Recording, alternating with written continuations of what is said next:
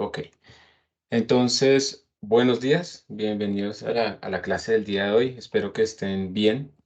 Y el día de hoy vamos a continuar con este tema de los métodos de simulación utilizando números aleatorios. La primera parte hemos estado hablando un poco sobre cómo generar los números aleatorios, las distribuciones, cómo generarlos con ciertas distribuciones específicas. El método del rechazo principalmente fue el que usamos, cómo hacer para generar los números aleatorios en regiones, en volúmenes, y eso nos puede permitir a nosotros calcular áreas, calcular volúmenes, calcular integrales. Y al final vimos un ejemplo, una pequeña simulación de un caminante aleatorio. La idea, ¿cuál es? Por lo que vamos a ver hoy, que ustedes se familiaricen con un método muy importante que se utiliza pues en simulación, digamos, de sistemas, por ejemplo, térmicos o que tienen pues propiedades mm, que se pueden modelar apropiadamente con números aleatorios, llamado el método de Monte Carlo, el Markov-Chain Monte Carlo. Esto es un área completa de estudio gigantesca. Yo lo único que voy a hacer hoy es darles como ¿cómo se diría? Como un framework, como un marco general de algunos conceptos que aparecen en este tipo de simulaciones. No vamos a ir mucho al detalle. Eso tiene mucha teoría por detrás. Después, digamos, tratando de preparar lo mejor que podía esta clase, me di cuenta que hay varias formas de mostrar las cosas y lo importante al final es que ustedes queden con ciertos conceptos, como lo que va a pasar en todo el curso, que van a quedar como con ciertos conceptos. No se van a acordar de todo en particular, pero al menos van a poder saber cómo arrancar, dónde empezar a buscar y cosas de ese estilo. Entonces, el objetivo de hoy, vamos a tener una primera parte de la clase que va a tener como mucha charla, porque vamos a estar hablando pues bastante sobre digamos, el marco general que hay por detrás de este tipo de simulaciones. Y luego pues vamos a ir a un ejemplo particular que es el modelo de Ising, que es un modelo, digamos, que se utilizó inicialmente para modelar materiales magnéticos pero pues en este momento su aplicación es gigantesca en muchas otras áreas, pero pues nos sirve a nosotros precisamente para poder tener una idea de qué es lo que esperamos obtener en este tipo de modelos. Y pues las personas que quieran como profundizar más en este tipo de áreas, pues van a quedar como con la parte inicial, pero esta es un área que es gigantesca, toda la modelación de la mecánica, podría decirse que una mecánica estadística es lo que estamos haciendo acá. Y por favor, las personas que no hayan visto mecánica estadística, sé por lo menos que aquí hay dos personas que no son de la carrera de física. Entonces, si se pierden mucho en alguna cosa que estoy diciendo, me preguntan para ver si les puedo guiar o si les digo que yo también estoy perdido ahí. Pero espero, digamos, lo que traté de poner acá es más o menos lo fundamental para tratar de guiarlos. Entonces, como les digo, prepárense, por favor. Si voy muy rápido o muy lento, me dicen. Yo sé que a veces uno se distrae, no sé qué, pero tratemos de prestar atención para que algunas de estas definiciones que vamos a utilizar después nos sirvan. Y como motivación también, pues quiero preguntarles a ustedes, yo vi algunas de las respuestas que ustedes dieron y más o menos se dieron cuenta, pero quiero de pronto que quede explícito, pues cómo les fue con esa tarea de la esfera 10 dimensional y 20 dimensional. ¿Se dieron cuenta de alguna diferencia importante entre la de 10 dimensiones y la de 20 dimensiones cuando sean el mismo número de muestras o algo así? ¿O les dio como igual? O sea, que observaron algo que de pronto ustedes dirían esto como que no me daba por tal razón. Pues, profe, en mi caso, yo no pude hacer el de 20 dimensiones porque yo estaba usando RNG Uniform y cuando le intentaba meter como una matriz con el número de muestras y la cantidad de dimensiones con 20 no me dejaba, no sé por qué. Como que tratabas de generar todos los posibles números y en 20 dimensiones, ¿cierto? De una vez. Y Eso. Entonces, digamos que hay una parte, esa es una de las partes importantes que es seguramente se te estaba acabando la memoria RAM disponible porque está generando todas las muestras inmediatamente. Entonces tienes, digamos, vas a generar, no sé, 100.000 muestras y una muestra quiere decir un punto de 20 dimensiones. Entonces en realidad lo que tienes es 20 por 100.000, o sea, tienes 2 millones de puntos.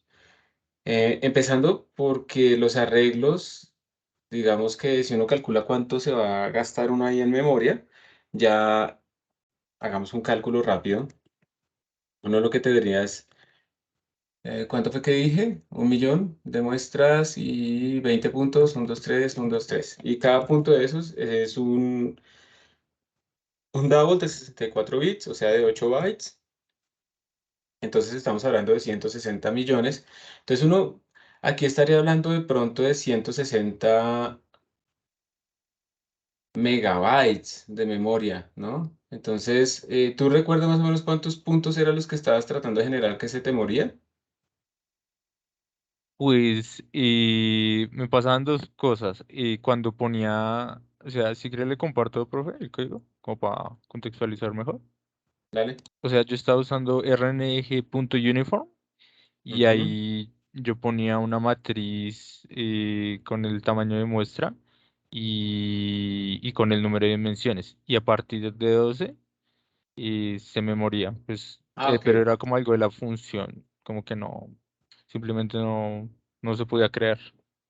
Ok, de pronto tiene un límite intrínseco, habría que investigarlo ahí. O sea, hay un problema que es que si genero demasiadas muestras, probablemente tengo un problema técnico y digamos que la posible solución de eso sería, yo quiero hacer una matriz de 1 millón de muestras y pues yo sé que cada muestra son 20 dimensiones, o sea, son 20 coordenadas, o 20 números. Entonces, de pronto lo que yo tengo que hacer es no hacer 1 millón, sino hacer 10 grupos de 100.000. O sea, primero hago las primeras 100.000, cuento lo que tengo que contar, luego las siguientes 100.000 y así sucesivamente, como para tratar de no poner, de generarlos todos absolutamente al inicio, ¿cierto? Puede ser algo así, una posible solución. Y eso es algo que le pasó a varios, que había un problema como de limitante cuando yo genero todas las muestras y eso a veces le toca hacer a uno, cuando uno está trabajando en simulaciones en general. Uno a veces tiene que trabajar con pedazos del sistema porque no cabe completamente, digamos, lo que uno necesita. ¿Alguien más observó algo más? Muchas gracias, Cristian. Listo, profe, con Profe, gusto. digamos, a mí me pasó que para 20 dimensiones no me cogía ningún punto dentro de la esfera. Entonces me Ajá. aparecía como si no hubiera puntos. Ajá, muy bien. Eso le pasó a varios. Y entonces, ¿y cuál puede ser la razón? O sea, digamos que si alguno de ustedes ha visto mecánica estadística y los pusieron a hacer a mano el ejercicio de los grados de libertad y calcular la función de partición o calcular algunas propiedades, digamos, del gas ideal, cuando uno tiene n variables, entonces uno está hablando de esferas n dimensionales, pero con una n gigantesca y cosas de ese estilo. Entonces resulta que esa geometría en n dimensiones es rara y el volumen de una esfera empieza como a concentrarse como en la superficie de la esfera, ¿sí? Porque pues ya no es la esfera que uno ve normalmente como la ve en 3 dimensiones y cosas así, sino que es una esfera n-dimensional. Pero por otra parte, pues otro razonamiento que hacía alguien más, y ustedes lo pueden ver, es, digamos que ustedes van a generar n puntos dentro de la esfera, o m puntos, como lo llamamos, y su esfera, entonces vamos a pensar con la relación de los volúmenes, ¿sí? Entonces, ¿cuál es el volumen de una esfera en m dimensiones comparado con el hipercubo? ¿Sí? Ese es el punto. Entonces, si uno iba y miraba el volumen de esa esfera, digamos, en 20 dimensiones, y comparaba ese volumen de esa hiperesfera con el hipercubo, el volumen de ese hipercubo, el volumen de ese hipercubo crecía gigantescamente, era 2 porque el lado era 2, ¿no? Entonces era 2 a la 20. Y ese volumen era gigantesco comparado con el volumen de la esfera. En otras palabras, casi todas nuestras muestras iban a estar, no iban a estar dentro de la esfera, iban a estar en el hipercubo, pero no dentro de nuestra esfera.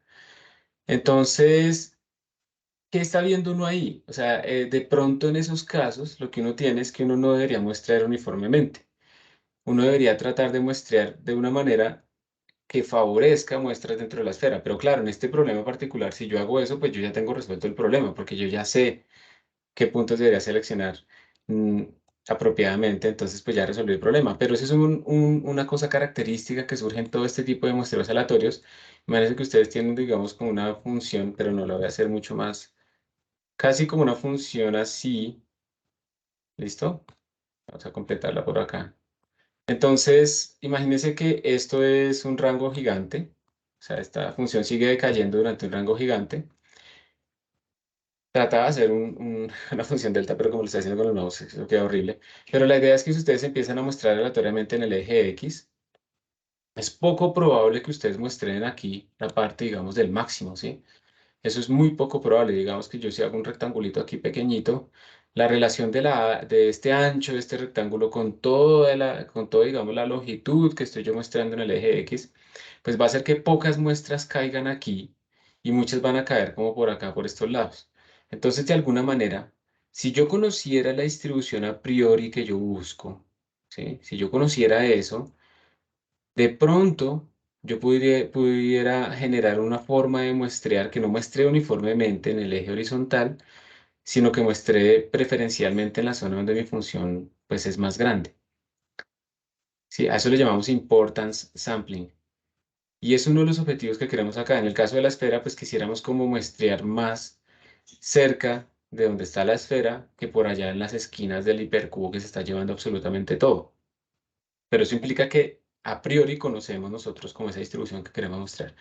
Y esa es la idea acá. Si yo, por ejemplo, tratara de hacer el método del rechazo y entonces hago una cosa aquí así, entre más esto se comporte como una delta de Dirac, por ejemplo, pues la relación de áreas es cada vez más complicada con mi rectángulo, ¿sí? Entonces, si yo conozco cuál es la distribución a la que quiero llegar y esa distribución tiene como un rango muy pequeño donde aparece la mayoría de las muestras y el resto son ignoradas, debería existir alguna forma en la que yo pueda muestrear siguiendo eso, pero teniendo en cuenta esa característica, si estamos en unos casos especiales. Y eso es lo que vamos a hacer acá. Cuando uno, por ejemplo, modela mecánica estadística, sistemas que están en contacto con un baño térmico, por ejemplo, el típico ejemplo es que yo tengo una piscina gigantesca y ahí yo llego y meto una botellita. Entonces, el agua, digamos que está a temperatura constante alrededor de mi botella, tiende a generar fluctuaciones de la energía dentro de mi botellita. La cantidad de grados de libertad de lo que yo tengo aquí afuera es gigantesco comparado con los grados de libertad de lo que tengo aquí dentro de mi botella. Entonces a esto se le considera, digamos, el baño térmico. Y esto vamos a tener entonces que no se conserva necesariamente la energía, no es constante todo el tiempo, fluctúa alrededor de un valor promedio y esas fluctuaciones dependen también pues de esta temperatura alrededor. Este baño térmico trata de que la temperatura de aquí adentro de este sistema chiquitico sea la misma del que está afuera. Pero entonces vamos a tener son fluctuaciones. ¿Listo? Y cuando uno estudia este tipo de sistemas en donde el número de partículas es constante, el volumen es constante y la temperatura es constante, no la energía, sino la temperatura, a eso se le llama el ensamble canónico. Y esto me dice a mí, cuando yo tengo este tipo de situaciones, Cristian, estás en algo naranja ya, cuando yo tengo este tipo de situaciones, entonces aquí aparece una distribución que me dice a mí, listo, si usted tiene un ensamble canónico, si usted tiene una cosa así donde lo que está fijo es la temperatura, el número de partículas y el volumen, la probabilidad de usted obtener un cierto estado, vamos a llamar es un mu, va a ser igual a la exponencial de menos beta, ya vamos a decir que es beta, por la energía de ese estado sobre una cosa que se llama la función de partición, que es, como esto es una probabilidad, pues ustedes quieren normalizar que si yo sumo sobre todos los estados, pues esta probabilidad en total me va a dar 1. Entonces, por ahora vamos a ver que ese z es simplemente factor de normalización, pero vamos a ver después que no es solamente factor de normalización, sino que básicamente si yo logro encontrar esta función de partición, voy a encontrar toda la información de mi sistema. Esta se llama la distribución de Boltzmann y ese beta es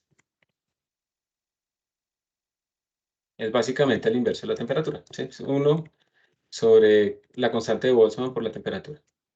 1. ¿Ok? Entonces esta es la distribución. Esto lo que me está diciendo es que la distribución es de tipo exponencial y cuando uno empieza a calcular las energías típicas y el beta típico en un sistema, digamos, macroscópico, resulta que esta distribución es distribución exponencial que cae muy, muy rápido. Y entonces, básicamente, si uno muestra esa distribución, uno básicamente está mostrando un montón de estados en donde pues ellos, su probabilidad de aparecer va a ser casi nula y muy pocos estados en donde su probabilidad de aparecer deberá ser grande. Entonces, como nosotros conocemos la distribución de entrada, la conocemos a priori, quisiéramos poder generar estados en este sistema, si lo que queremos simular es este sistema, queremos generar estados cuya probabilidad de aparecer tenga esta distribución. Entonces tenemos una distribución conocida a priori y queremos generar estados a partir de esa distribución. Y entonces eso es lo que vamos a ver el día de hoy. ¿Cómo podemos hacer eso? ¿Cómo podemos generar números de esa forma o estados de esa manera más bien. Y pues por aquí, obviamente adentro, van a aparecer los números aleatorios, porque esos números aleatorios son los que nos van a decir a nosotros cómo vamos a generar nuevos estados a partir de un estado actual. Y entonces, ¿cómo vamos a seleccionar de esos estados, estados que representen esta distribución? Y para eso pues va a ser importante entonces hablar del Markov, de las cadenas de Markov, los Markov chains. Una cadena Markov, ¿qué es? Imagínense que ustedes tienen el estado de un sistema. Este es el sistema, este cuadradito alrededor está el baño, pero no lo voy a mostrar. Este es el estado de mi sistema en un tiempo dado. Y luego yo voy a generar un nuevo estado del sistema y luego voy a generar un nuevo estado del sistema por alguna regla. Resulta que una cadena Markov pues es este tipo de procesos, pero tiene una característica importante. Y es que el estado, digamos aquí en el último que puse, en el tercero, el estado que yo tengo acá solamente depende inmediatamente del anterior, no depende de otros anteriores. Es un estado, básicamente, es un proceso sin memoria. Entonces yo, para generar ese estado, solamente tengo que tener información del de acá.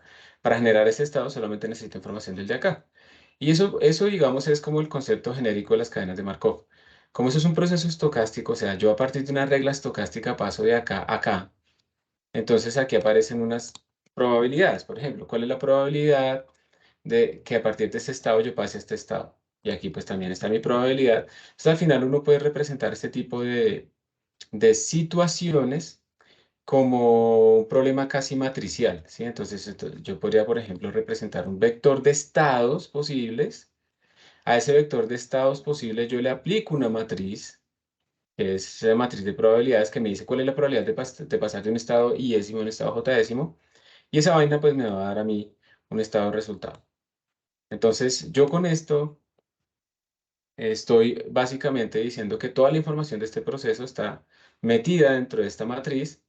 Y resulta que sí.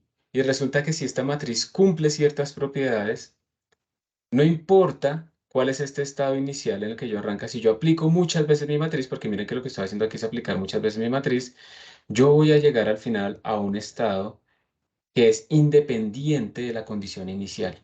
Eso bajo ciertas condiciones de mi matriz. Y ese estado va a ser supremamente importante. Y ese estado, digamos, es uno de los estados que uno está buscando. Y entonces la manera en que yo escribo esta matriz y la manera entonces en que yo llegue hasta allá, qué tan rápido pueda llegar hasta allá, pues tiene que ver con la tasa de convergencia, qué tan grande tiene que ser el sistema, cómo son esas probabilidades y demás, pues me da a mí la información de todo mi proceso. La idea es que si yo tengo esta cadena de Markov y yo puedo caracterizar mi matriz o yo puedo generar muestras, ¿sí? Siguiendo estas características, yo puedo llegar a un estado final que solamente depende como de los parámetros externos que yo estoy fijando sobre mi sistema. ¿Sí? Entonces, como están viendo, digamos, estamos hablando de conceptos un poco más generales antes de entrar a hacer ya las simulaciones, pero es que ese es el marco que necesitamos para poder entrar a hacer nuestro muestreo de importance sampling, no solamente para el modelo de Ising, sino para cualquier otro modelo de ese estilo. ¿Ok? Entonces empecemos a mirar lo que tenemos acá. Yo ya les compartí a ustedes el collab para que por favor pues también si quieren lo tengan abierto. Yo voy a ir hablando, espero no muy rápido, sobre este tipo de situaciones y pues bueno, ustedes me dicen, ¿no? Que si quieren que pare, que repita alguna cosa. ¿Vamos bien hasta acá? Bueno, aquí no hay preguntas, me interrumpen, ustedes ya saben que no hay ningún problema. Entonces, primero que todo, este método de Monte Carlo es general, es el método que vamos a utilizar nosotros cuando queremos simular sistemas en donde pues, vamos a utilizar números aleatorios. Estos son experimentos como computacionales, en donde uno hace muestreo aleatorio. Ya hemos visto nosotros cómo lo podemos aplicar a integración numérica, a distribuciones de probabilidad. En optimización también se utiliza para calcular máximos o mínimos, simplemente lanzando muestras sobre nuestro sistema. Pero cuando uno ya tiene problemas relacionados con la física, entonces ahí uno tiene que meterlos dentro de un rango que es la mecánica estadística, dentro de un framework, perdón, un marco, que es la mecánica estadística. Y aquí también aparecen unas pruebas extras a los generadores aleatorios. Nosotros normalmente hablamos un poco de la calidad de los números aleatorios anteriormente. en cuanto a su periodo, en cuanto a su independencia y demás, pero resulta que en estos sistemas térmicos, por ejemplo, es muy importante que las muestras cumplan ciertas características. Entonces, por ejemplo, el modelo de Ising tiene soluciones en 2 dimensiones y más o menos en los 90, al inicio de los 90, se hizo una exploración de muchos generadores aleatorios comparando el modelo de Ising, comparando sus resultados con la solución teórica.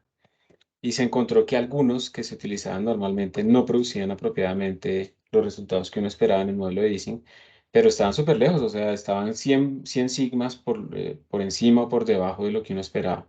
Entonces también ahora hay unos test físicos sobre este tipo de sistemas porque hay ciertas características de las que vamos a hablar después que uno busca. Pero entonces básicamente todo lo que ustedes hacen de lanzar números aleatorios pues se les puede llamar un método de Monte Carlo. Y si lo aplican en sistemas físicos, pues están haciendo un método de Monte Carlo para sistemas físicos. Y si utilizan los conceptos del Markov Chain, entonces se le llama el Markov Chain Monte Carlo Method, ¿sí? Eso es como el resumen general de eso. Parece que se preciso el collab que tenía abierto. Ok, entonces, como les decía, lo que vamos a ver nosotros más adelante es el modelo de Ising, pero pues todavía no lo voy a abrir.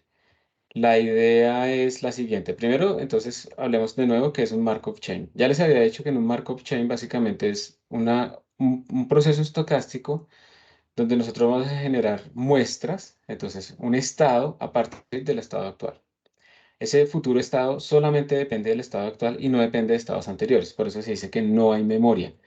Y lo que uno tiene es una probabilidad de transición, digamos, entre el estado y décimos. Primero, si puedo agrandar esto un poco más.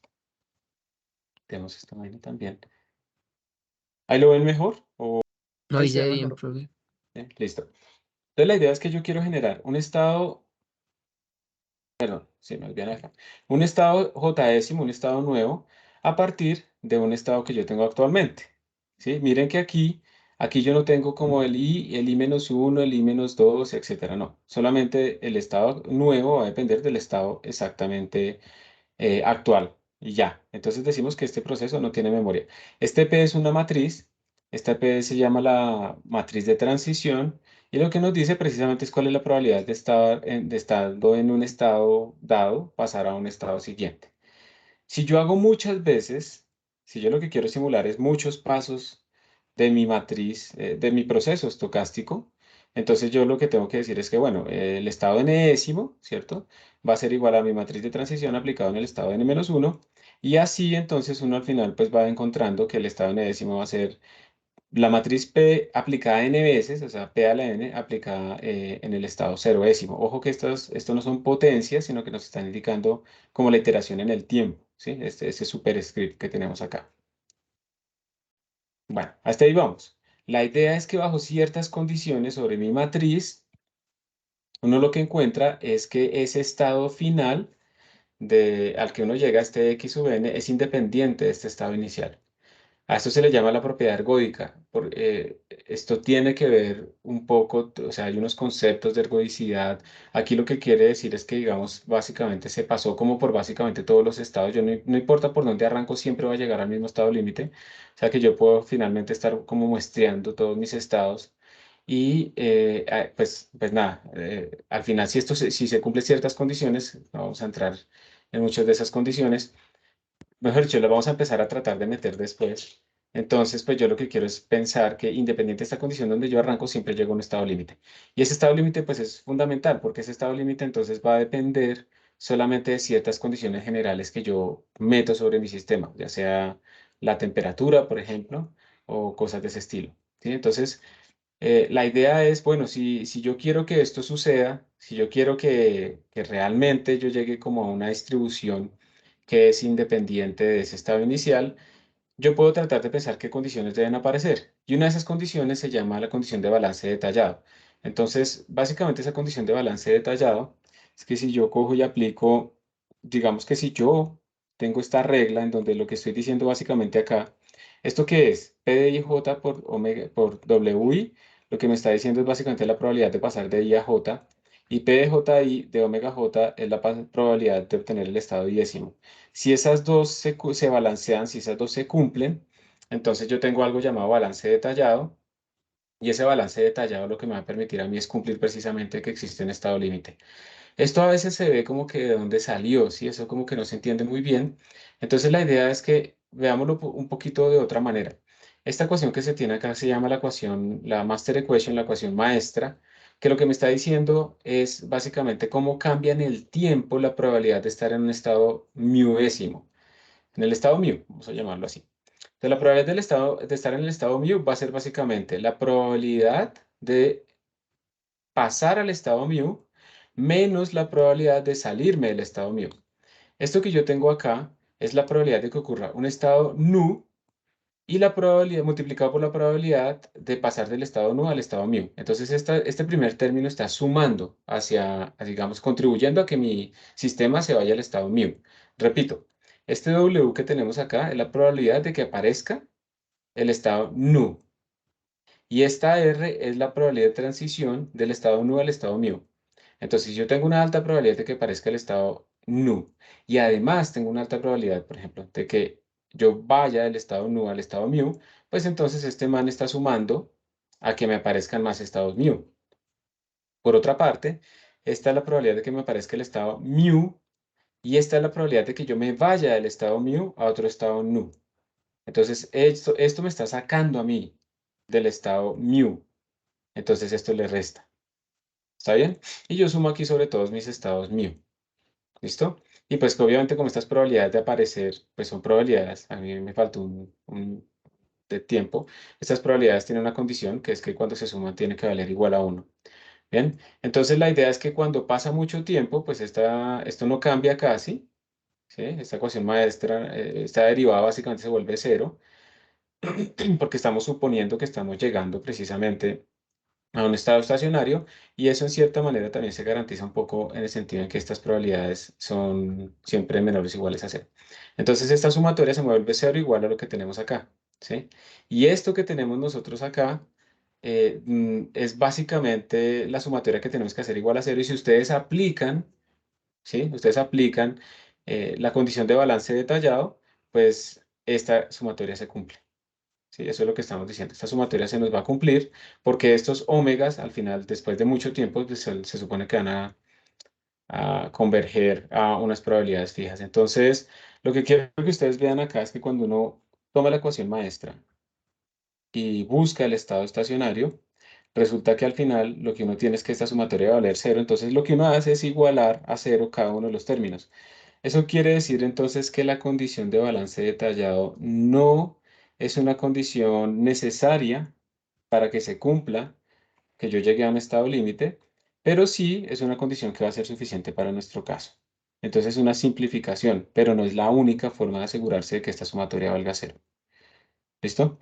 Entonces esto realmente sale de ahí, esa condición de balance detallado, y esta es como la clave de todo lo que nosotros vamos a ver, ¿sí? La condición de balance detallado entonces es como lo que vamos a tratar nosotros de hacer que se cumpla en nuestro sistema. Aquí hay un ejercicio como para jugar un poquito con esto de una matriz de transición. Como ustedes pueden darse cuenta, cuando yo sumo sobre las columnas, esta matriz de transición, 2/4, 1/2, 3/4, perdón, son dos sumos, sí, sobre las filas. Sí, claro, porque esto se multiplica con el vector columna. Cuando yo sumo sobre las filas, pues esta matriz me tiene que sumar 1 en cada una de las filas. Y entonces uno aquí puede calcular, por ejemplo, es un ejercicio que les dejo para que ustedes lo hagan. Si ustedes cogen esta matriz y la aplican y la aplican y la aplican y la aplican n veces, van a darse cuenta que van a llegar puede ser que lleguen a un punto fijo o no lleguen a un punto fijo. Si uno puede hacer la descomposición de esta matriz en términos de sus valores y vectores propios, uno puede demostrar y encontrar a dónde va a llegar. Pero es un ejercicio útil que ustedes pues cojan esta matriz y jueguen poniéndole cualquier estado inicial y la apliquen muchas veces y vean si realmente converge a un estado final que es un punto fijo de esa matriz. Bueno, entonces teniendo en cuenta, y yo la voy a copiar, a ver si la necesito. Teniendo en cuenta esto y que al final vamos a hacer que cada uno de estos términos valga cero para cada uno de los estados nu, entonces vamos a entrar ahora sí a algo que se llama el algoritmo de Metropolis-Hastings.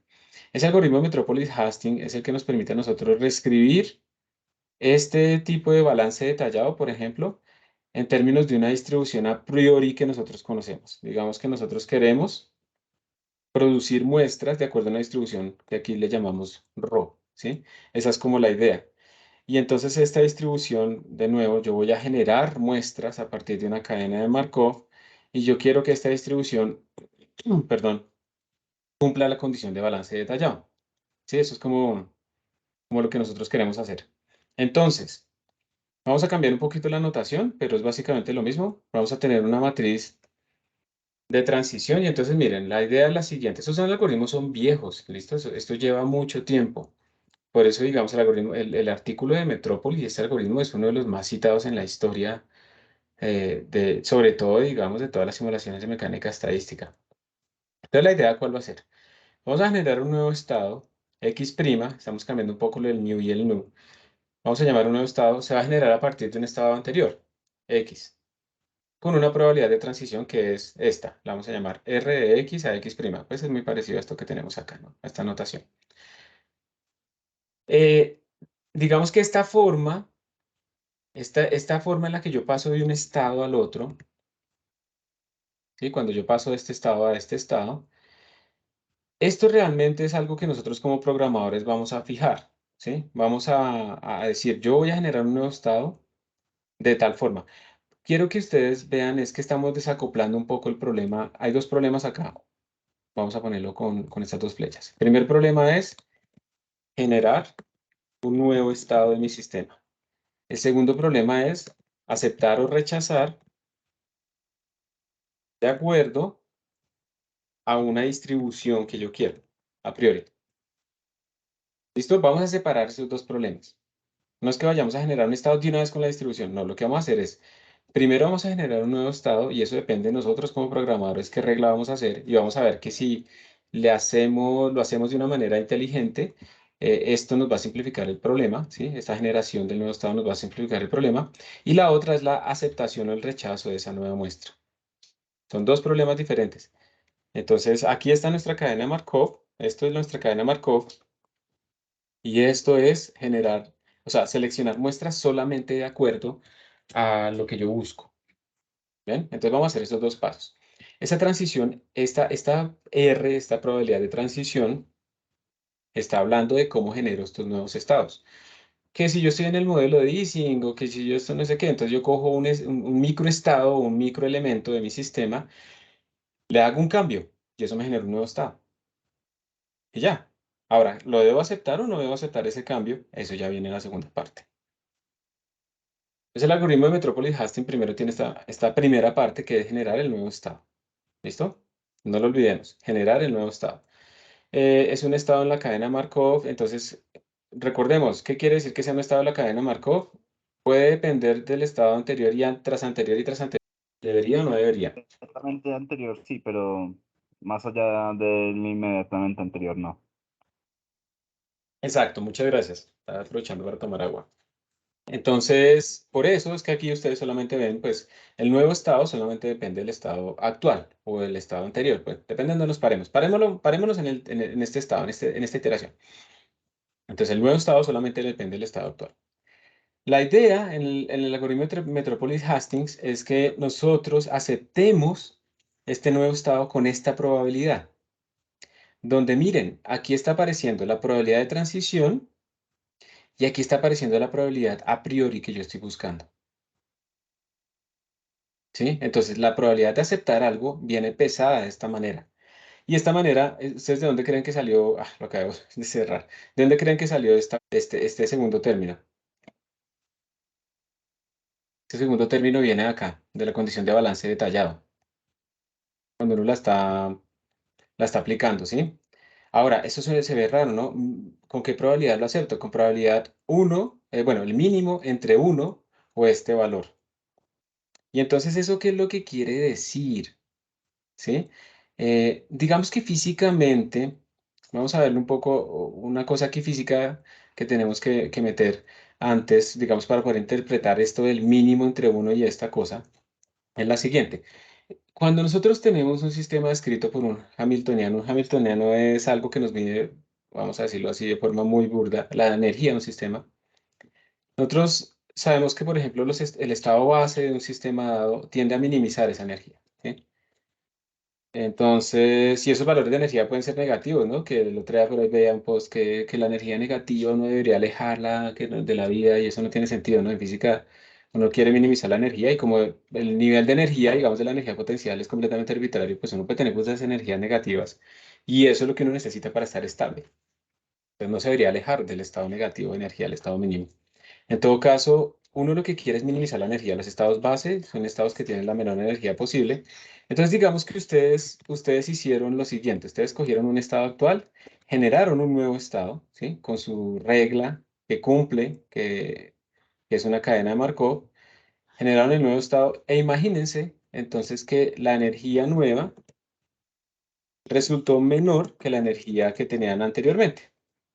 Entonces uno diría, pues listo, aceptar. Pero, ¿qué tal si lo que haya pasado es que la energía nueva es mayor que la energía actual? Recuerden, la naturaleza tiende a minimizar la energía. Ustedes deberían aceptar este paso, este nuevo estado, si la energía nueva dio más grande o no deberían aceptarlo. Tocaría rechazarlo, ¿no? ¿Tocaría que, perdón, no te escuché? Rechazarlo. Rechazarlo es lo que uno diría, ¿cierto? Entonces uno rechazaría. Pero resulta precisamente que el truco del algoritmo de Metropolis-Hastings es que esto lo rechaza, pero no lo rechaza siempre. Porque estos sistemas puede ser que yo estoy buscando un mínimo, ¿sí? Si fuera así, será muy sencillo, porque yo voy llegando allá, pero esos sistemas de muchos cuerpos y demás tienen muchos mínimos locales, ¿sí? Y yo puedo estar atrapado por acá en uno de estos, y si yo simplemente me quedo solo con los que minimicen la energía, me voy a quedar atrapado en estos mínimos locales. Y estoy pintando aquí una vez en una dimensión, ¿no? Pero estamos hablando de un landscape que tiene n dimensiones. Entonces, yo a veces necesito aceptar ciertas cosas que me cambien la energía, que de pronto me la agranden, para poder muestrear todas estas zonas, o si no me quedo atrapado por acá. Entonces, la idea es yo rechazo y acepto. Opa, perdón. Obviamente. Yo rechazo o acepto, entonces voy a volverlo a escribir. E' menor que E, entonces acepto. E' mayor que E, entonces acepto, rechazo de forma condicional. ¿Listo? ¿Y esa forma condicional cuál es? Pues es precisamente la que estamos viendo acá. Yo de vez en cuando voy a aceptar ciertas muestras, simplemente porque en mi sistema, como también tiene fluctuaciones, las fluctuaciones no siempre van hacia abajo, también van hacia arriba. O sea, tiene varias formas de interpretarse, puede verse, porque las fluctuaciones a mí no siempre me llevan hacia abajo. Yo también tengo fluctuaciones hacia arriba. También puede ser simplemente porque me quiero salir de mínimos locales para tratar de explorar el mínimo absoluto. Y de hecho, pues aquí aparecen un montón otros de métodos que no están en esta exposición.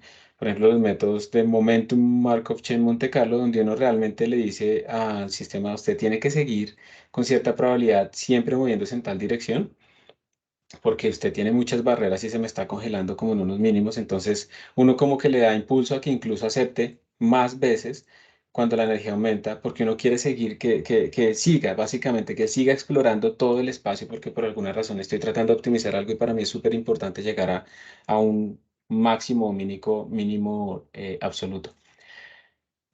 Esto de aceptar o rechazar de forma condicional es lo que está metido acá, ¿sí? Es lo que está metido acá. Y si uno es diseña el algoritmo de generación de nuevas muestras de tal manera que sea reversible, es decir, que la probabilidad de pasar del estado X' a X o la probabilidad de pasar del estado X al X' sea la misma, pues obviamente este término se nos cancela, ¿sí? Este término se nos cancela, pero ojo porque eso es algo que hacemos los programadores cuando hacemos la generación del nuevo estado. Este término se nos cancela y entonces nos queda que esta es la simplificación del algoritmo de Metropolis-Hastings. Entonces hagamos un par de ejemplos para tratar de entender cómo yo puedo hacer este algoritmo de generación inversa, ¿sí? Entonces digamos que si yo tengo una matriz y esa matriz yo tengo, vamos a hacer ya el modelo de Ising básicamente. Tengo mi matriz así, que tiene, pues hacer muchos, y esto con el mouse es horrible. Quería hacer esto en la tablet. Entonces digamos que esta es mi matriz, ¿listo? Y yo voy a generar mi nuevo estado. Y la forma de generar ese nuevo estado es que yo simplemente cojo, por ejemplo, un punto al azar. Ahí aparecen los números aleatorios. ¿Está bien? Entonces cojo uno de estos cuadraditos al azar. Cada uno de estos cuadraditos en el modelo de Ising más sencillo tiene simplemente un spin o algo que apunta hacia arriba o que apunta hacia abajo. Entonces digamos que al azar me salió, digamos que al azar me salió que escogí este punto. Entonces yo lo que hago es coger este punto e invertir su dirección. Si estaba hacia arriba lo pongo hacia abajo o si estaba hacia abajo lo pongo hacia arriba. Y eso me genera mi nuevo estado. ¿Listo? Así fue que yo generé. Pero como la inversión que yo estoy haciendo acá, que es hacia arriba o hacia abajo, esto es pues digamos, esa generación del nuevo estado es completamente invertible. Si yo hubiera seleccionado mi estado nuevo, este punto, y yo invierto su spin, vuelvo acá. Entonces estas dos probabilidades son completamente iguales, porque la probabilidad de coger este estado es la misma en cualquiera de las dos situaciones. Entonces yo ya lo hice reversible. Pero si ustedes lo que hacen es, no, yo escojo 4 de estos al azar y entonces la suma y la multiplicación y esa operación no es reversible en el sentido de que no me da la misma probabilidad para devolverme, entonces esto no lo puedo cancelar. Pero depende de nosotros, ¿qué regla ponemos? ¿Listo? Entonces en el modelo de Ising normalmente se utiliza esta regla. Yo escojo un punto del sitio al azar y lo invierto. Y esa regla tiene la misma probabilidad de ir hacia adelante o de ir hacia atrás en mis estados. Entonces, por eso yo puedo cancelarlo acá. Y entonces ahora me resulta pues esta simplificación del algoritmo de Metrópolis, ese se llama el algoritmo de Metrópolis. Entonces ahora les voy a mostrar a ustedes el algoritmo de Metrópolis, un ejemplo particular. ¿Se acuerdan que habíamos dicho que en el algoritmo de Metrópolis esta probabilidad de generar un estado X, que yo la llamé nu, pero bueno, vamos a ponerle X acá, era igual a la exponencial de menos beta, voy a poner B así para no poner tanto código LaTeX, por la energía de ese estado X. Y todo esto era dividido entre una cosa que llamamos Z. ¿Alguien se acuerda el nombre de este Z? ¿Cuál era? Ese tenía un nombre que no era solamente factor de normalización. La función de partición. La función de partición, ajá. Ese berraco factor de normalización es súper importante. No vamos a entrar aquí en detalles porque no estamos haciendo como un curso de mecánica estadística, pero es supremamente importante. Toda la información está ahí metida de todo mi sistema. Entonces, esta es la probabilidad. Entonces, pues hagamos esta vaina, ¿sí? Si esta es la probabilidad para tener un estado de X, entonces pues yo puedo simplemente poner lo mismo para obtener un estado de X', ¿sí? Y entonces, miren que cuando yo calculo esta probabilidad de Metrópolis de aceptar, ojo, recuerden, esta es la probabilidad de aceptar, la generación ya se hizo. Aquí está la probabilidad de aceptar ese nuevo método. Entonces me va a dar el mínimo entre E a la, y aquí sería menos beta. ¿Y aquí qué pongo aquí adentro? X' menos X. Muy bien. X' menos E de X. Si quiere para que se simplifique, le vamos a llamar E' menos E. ¿Está bien? Entonces pensemos una cosa, a ver. Si la nueva energía es más pequeña que la energía que yo tengo acá, ¿qué signo tiene? Positivo. Positivo. Y entonces tenemos aquí un E a la algo positivo, ¿sí? E a la 0, ¿cuánto nos da? 1, ¿cierto? E a la algo positivo nos da dar mayor que 1. Vamos bien hasta ahí, ¿sí o no? Entonces, ¿aceptaríamos o no aceptaríamos ese estado? Aceptaríamos. Aceptaríamos porque estamos hablando que aceptamos con probabilidad el mínimo entre 1 y esta cosa. Como esta cosa es mayor que 1, pues con probabilidad de 1. Entonces, o sea, se aceptó. Ahora la otra pregunta es, si este estado tiene mayor energía que este estado, este signo es positivo, este signo es negativo, ¿cierto? Y entonces aquí lo que tenemos es un número que es mayor o menor que 1. Entre 0 y 1. Entre 0 y 1, ¿cierto? Entonces este número, digamos que nos da 0.8. Entonces lo que nos sale de acá es que el mínimo de acá, la probabilidad con la que va a aceptar es de 0.8. Entonces miren que no me dio probabilidad 0 de aceptar ese estado, aunque ese estado tenga una energía más grande. Me dio una probabilidad menor que 1, pero no es nula. ¿Y alguien recuerda cómo es que yo acepto con una probabilidad P algo. ¿Cómo es que se hace eso computacional? Con Generar números números aleatorios. aleatorios. Tener un R entre 0 y 1. ¿Y qué más? Creo si ese R es más pequeño que la probabilidad, en tal caso lo podría aceptar. Si es más Exacto, grande, no lo acepto. exacto. Entonces, si R es menor que esto, si el R que yo generé es menor que esto, pues entonces acepto este nuevo estado. ¿Sí? Entonces miren que acá nosotros estamos aceptando estados que pueden tener mayor energía. La probabilidad de aceptar esos estados claramente disminuye entre más energía tiene ese sistema, ¿cierto? Entre más lejos estoy en energía, menos probable es que lo acepte, pero la probabilidad no es nula. Esa es la clave acá, la probabilidad no es nula. Y aquí yo estoy generando también pues fluctuaciones dentro de mi sistema. Y entonces, pues ya, ese será como el ejemplo particular para el modelo de Ising en el ensamble canónico de cómo nosotros podríamos aceptar. Entonces, miren que los números aleatorios están metidos en dos partes. Primera parte está acá en seleccionar como un estado aleatorio dentro de mi sistema. Y otra parte que está acá en aceptar energías que sean más grandes. Normalmente entonces lo que uno hace es, yo genero un número aleatorio, selecciono mi punto dentro de mi sistema, le hago el cambio. Calculo la energía que tenía, calculo la nueva energía, calculo cuánto sería, pues si la energía es menor, lo acepto ya de una, pero si la energía es mayor, acepto con esta probabilidad. Y así voy generando muestras. Entonces, para el siguiente paso de tiempo que hago, selecciono otra vez al azar uno de mis puntos en la grilla. Entonces, mira, digamos, no sé, este otro punto. Le invierto el spin, calculo la energía nueva. Bueno, no se lo invierto, o sea, depende de cómo ustedes lo hagan. Calculo la posible energía nueva, la energía anterior, calculo su cambio y acepto pues con este algoritmo de Metrópolis. Y así sucesivamente. Pero observen, la cosa importante acá es que yo lo puse para el ejemplo del ensamble canónico, en el modelo, pues aquí no he dicho que es modelo Ising, simplemente es el ensamble canónico, simplemente calculo las energías. Pero mire que aquí está en forma de una distribución general. Entonces, las muestras que yo estoy aceptando están distribuidas de acuerdo a mi distribución. Esa es la clave importante también acá. ¿Sí? Y ese es digamos, pues, el algoritmo de Metrópolis. Para que ustedes lo vean, es muy importante entonces separar la generación de las siguientes muestras, que es mi cadena Markov, con la distribución final que yo quiero que sigan mis muestras.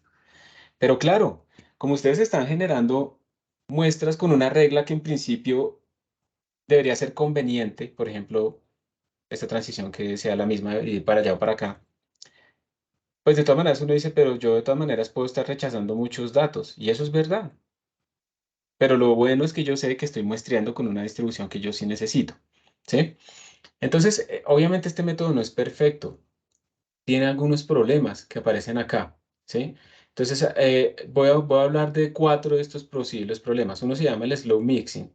El slow mixing quiere decir es que de pronto ustedes tienen, o sea, es un sistema muy grande y cambiar, por ejemplo, en el modelo de Ising de a uno en uno, tal vez hace, o sea, tienen tantos posibles estados por explorar que tal vez el cambio de a uno en uno no es muy eficiente y entonces ustedes como que no exploran todos los posibles estados de forma eficiente, requerirían muchísimas muestras y entonces pues ahí ustedes no tienen pues, un muestreo eficiente y representativo de lo que ustedes necesitan.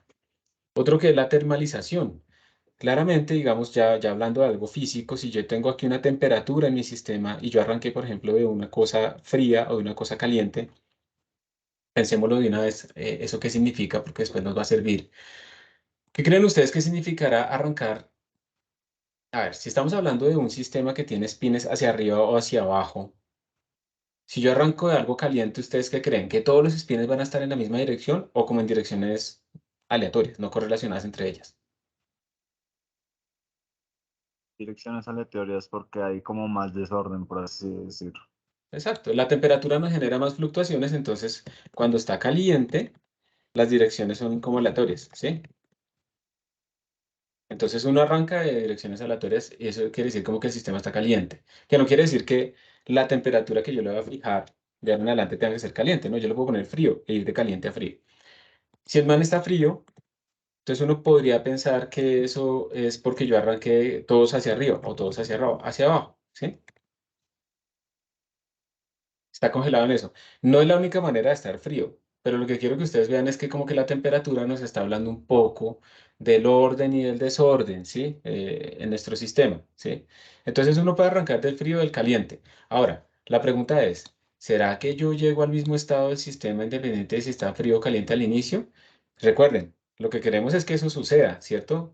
Que si yo fijo una temperatura en mi sistema cuando estoy haciendo mi simulación, si yo fijo mi temperatura, del fija, pues al final ese estado final, perdón por la redundancia, ese estado final pues tendría que depender solamente de esa temperatura fija, independiente de dónde arrancó. Pero a veces resulta que no es lo mismo arrancar de un estado caliente que un estado frío.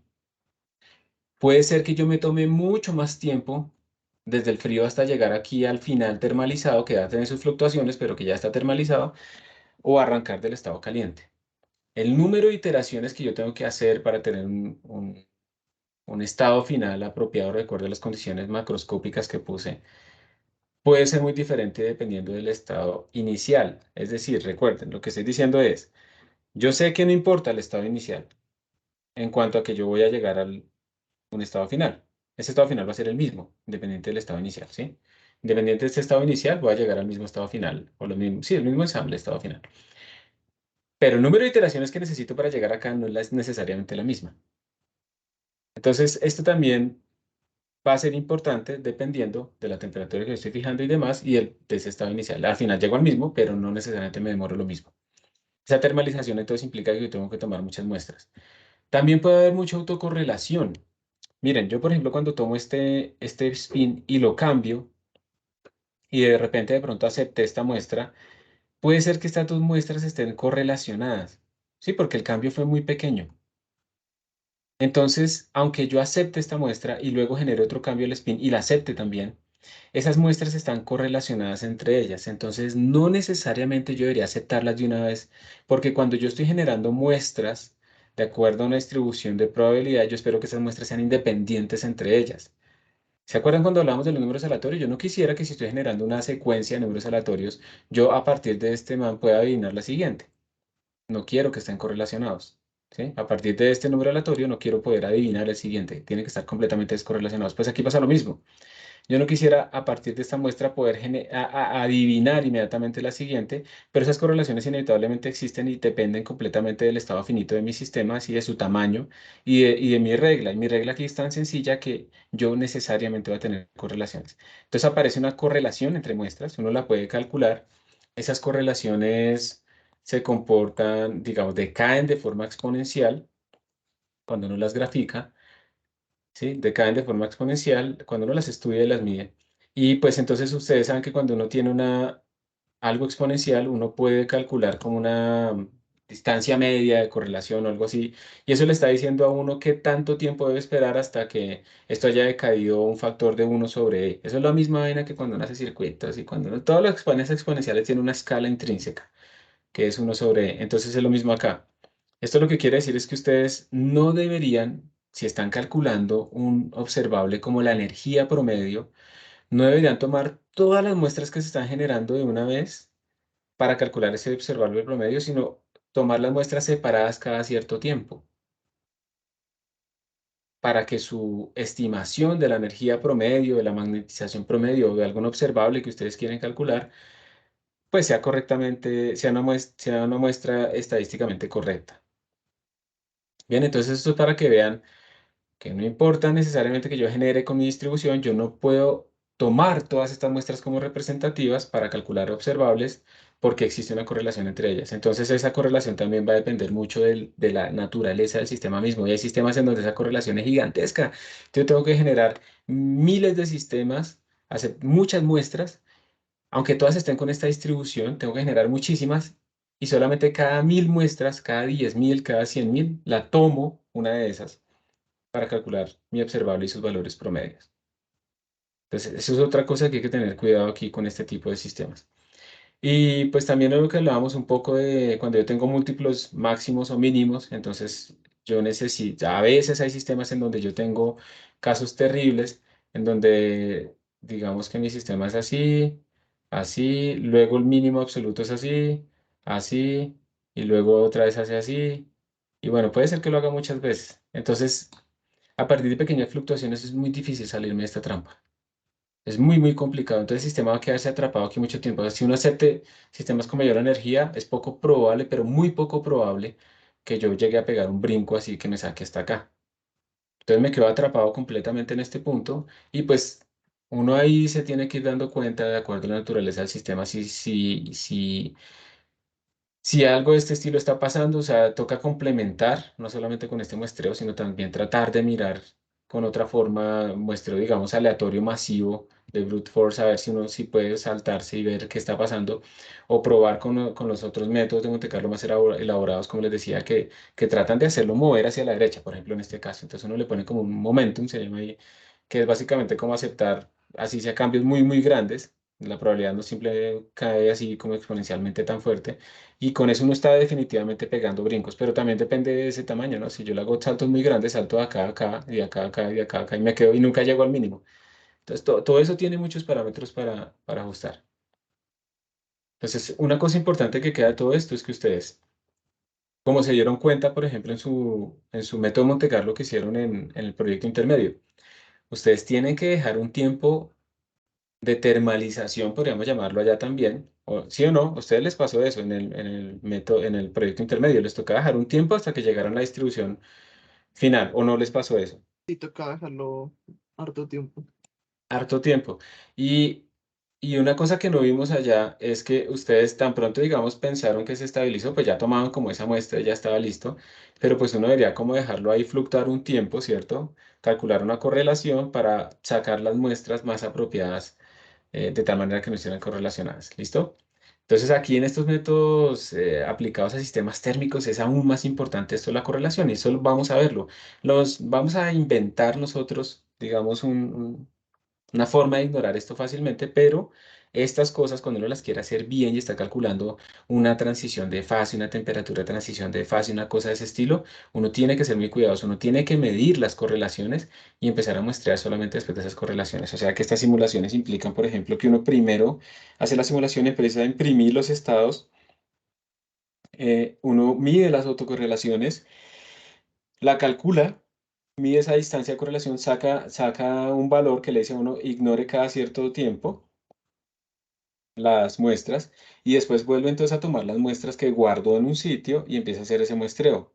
No volver a hacer la simulación porque normalmente esas simulaciones son lentas y son muchos estados. Entonces todo esto es lo que hay que tener en cuenta en este sistema. Pero entonces, bueno, al final volvamos al principio. Finalmente, estamos logrando que si yo conozco una distribución a priori y genero un protocolo que es invertible, digamos, que me da la misma probabilidad de pasar de un estado X a un estado X' o X' de X, el algoritmo de Metrópolis pues, es un algoritmo relativamente sencillo para obtener muestras acorde a una distribución. Nuestro algoritmo de Metrópolis, Hastings. Tenemos dos partes importantes, es cómo genero las nuevas muestras y otro es cómo las acepto. Y pues hice obviamente el ejemplo acá con el ensamble canónico. Lo bueno es que al ser una relación entre ellas se nos desaparece la función de partición, entonces eso es bueno, que no la necesitamos. Y ya, esto es uno de los tantos métodos de muestreo. Hay otros métodos de muestreo que están orientados, por ejemplo, a ser más eficientes. Acá uno puede muestrear haciendo el cambio de muchos spins a la vez.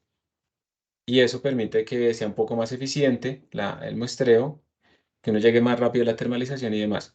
Hay otros que se basan es en el ensamble canónico, perdón, microcanónico. ¿Alguno físico acá se acuerda que es el ensamble microcanónico? ¿Ustedes han visto ya mecánica estadística o todavía no? ¿O la están viendo? Yo la estoy viendo, profe. Ah, bueno, ¿y te acuerdas de qué es el ensamble canónico, microcanónico, perdón? ¿Cuál es la característica principal? Que uno calcula todo con la entropía, que la entropía es S caos van logaritmo del número de estados. Perfecto. Uno calcula eso con, digamos, la entropía y con ese término de Boltzmann que está escrito en su tumba, ¿no? Es uno de los grandes descubrimientos. ¿Y por qué uno saca que esa probabilidad es es ese tipo, digamos, esa expresión, que la probabilidad, digamos, es uniforme, porque uno lo que está diciendo ahí es que la probabilidad de obtener cualquier estado es uniforme es porque estamos en energía constante. El ensamble canónico, o sea, el microcanónico es energía constante, volumen constante y número de partículas constante. Y el ensamble canónico ya no fija la energía, sino que fija la temperatura. La energía va a tener fluctuaciones. Entonces, hay formas en las que yo puedo muestrear, pero más bien pensando que lo que tenemos es fija la energía y uno saca la densidad de estados, que es cuántos estados tienen una energía dada, porque esa energía que nosotros ponemos para un estado dado no es solamente, o sea, un estado no tiene una energía única. Muchos estados pueden tener la misma energía. Entonces uno tiene una degeneración, se le llama, a la energía, donde yo tengo muchos estados correspondientes a una energía dada, uno puede sacar esa densidad de estados y con esa densidad de estados también muestrear. Eso lo voy a meter después como proyectos finales para la gente que quiera como aprender más de eso, pero pues digamos no alcanzamos a entrar nosotros en todos estos detalles. ¿Listo? Esperen, aquí respondo que precisamente me están escribiendo sobre... Listo. Bueno, yo no sé si alguno de ustedes en algún momento han trabajado este tipo de simulaciones. Quisiera como indagar en mecánica estadística. Ustedes me imagino que han visto el ensamble microcanónico, canónico, gran canónico, donde cambia el número de partículas también. Que el ensamble canónico se puede ver como muchos ensambles microcanónicos, pero con una probabilidad pesada con el factor de Boltzmann, por ejemplo. Y quisiera saber si ustedes ahí en los que ya la vieron o los que la están viendo han visto, por ejemplo, las conexiones de la mecánica estadística o estos algoritmos. A ver, primera pregunta. En mecánica estadística, yo cuando la vi no vi nada de esto, pero yo sé que ha habido una nueva forma de empezar a dictar, más con métodos computacionales también metidos. Entonces quisiera saber si ustedes han visto algo, esto del muestreo de Metrópolis, ese tipo de cosas en mecánica estadística, o si lo vieron o no. Pues Eh, en los talleres. Ah, no, dale. Dale, Juan. bueno, pues en mi caso, profe, que lo estoy viendo, eh, hemos visto lo de Easing, pero aún no hemos visto Monte Carlo ni... O sea, esto que vimos hoy no lo hemos visto, pero sí lo de microcanónico, gran canónico.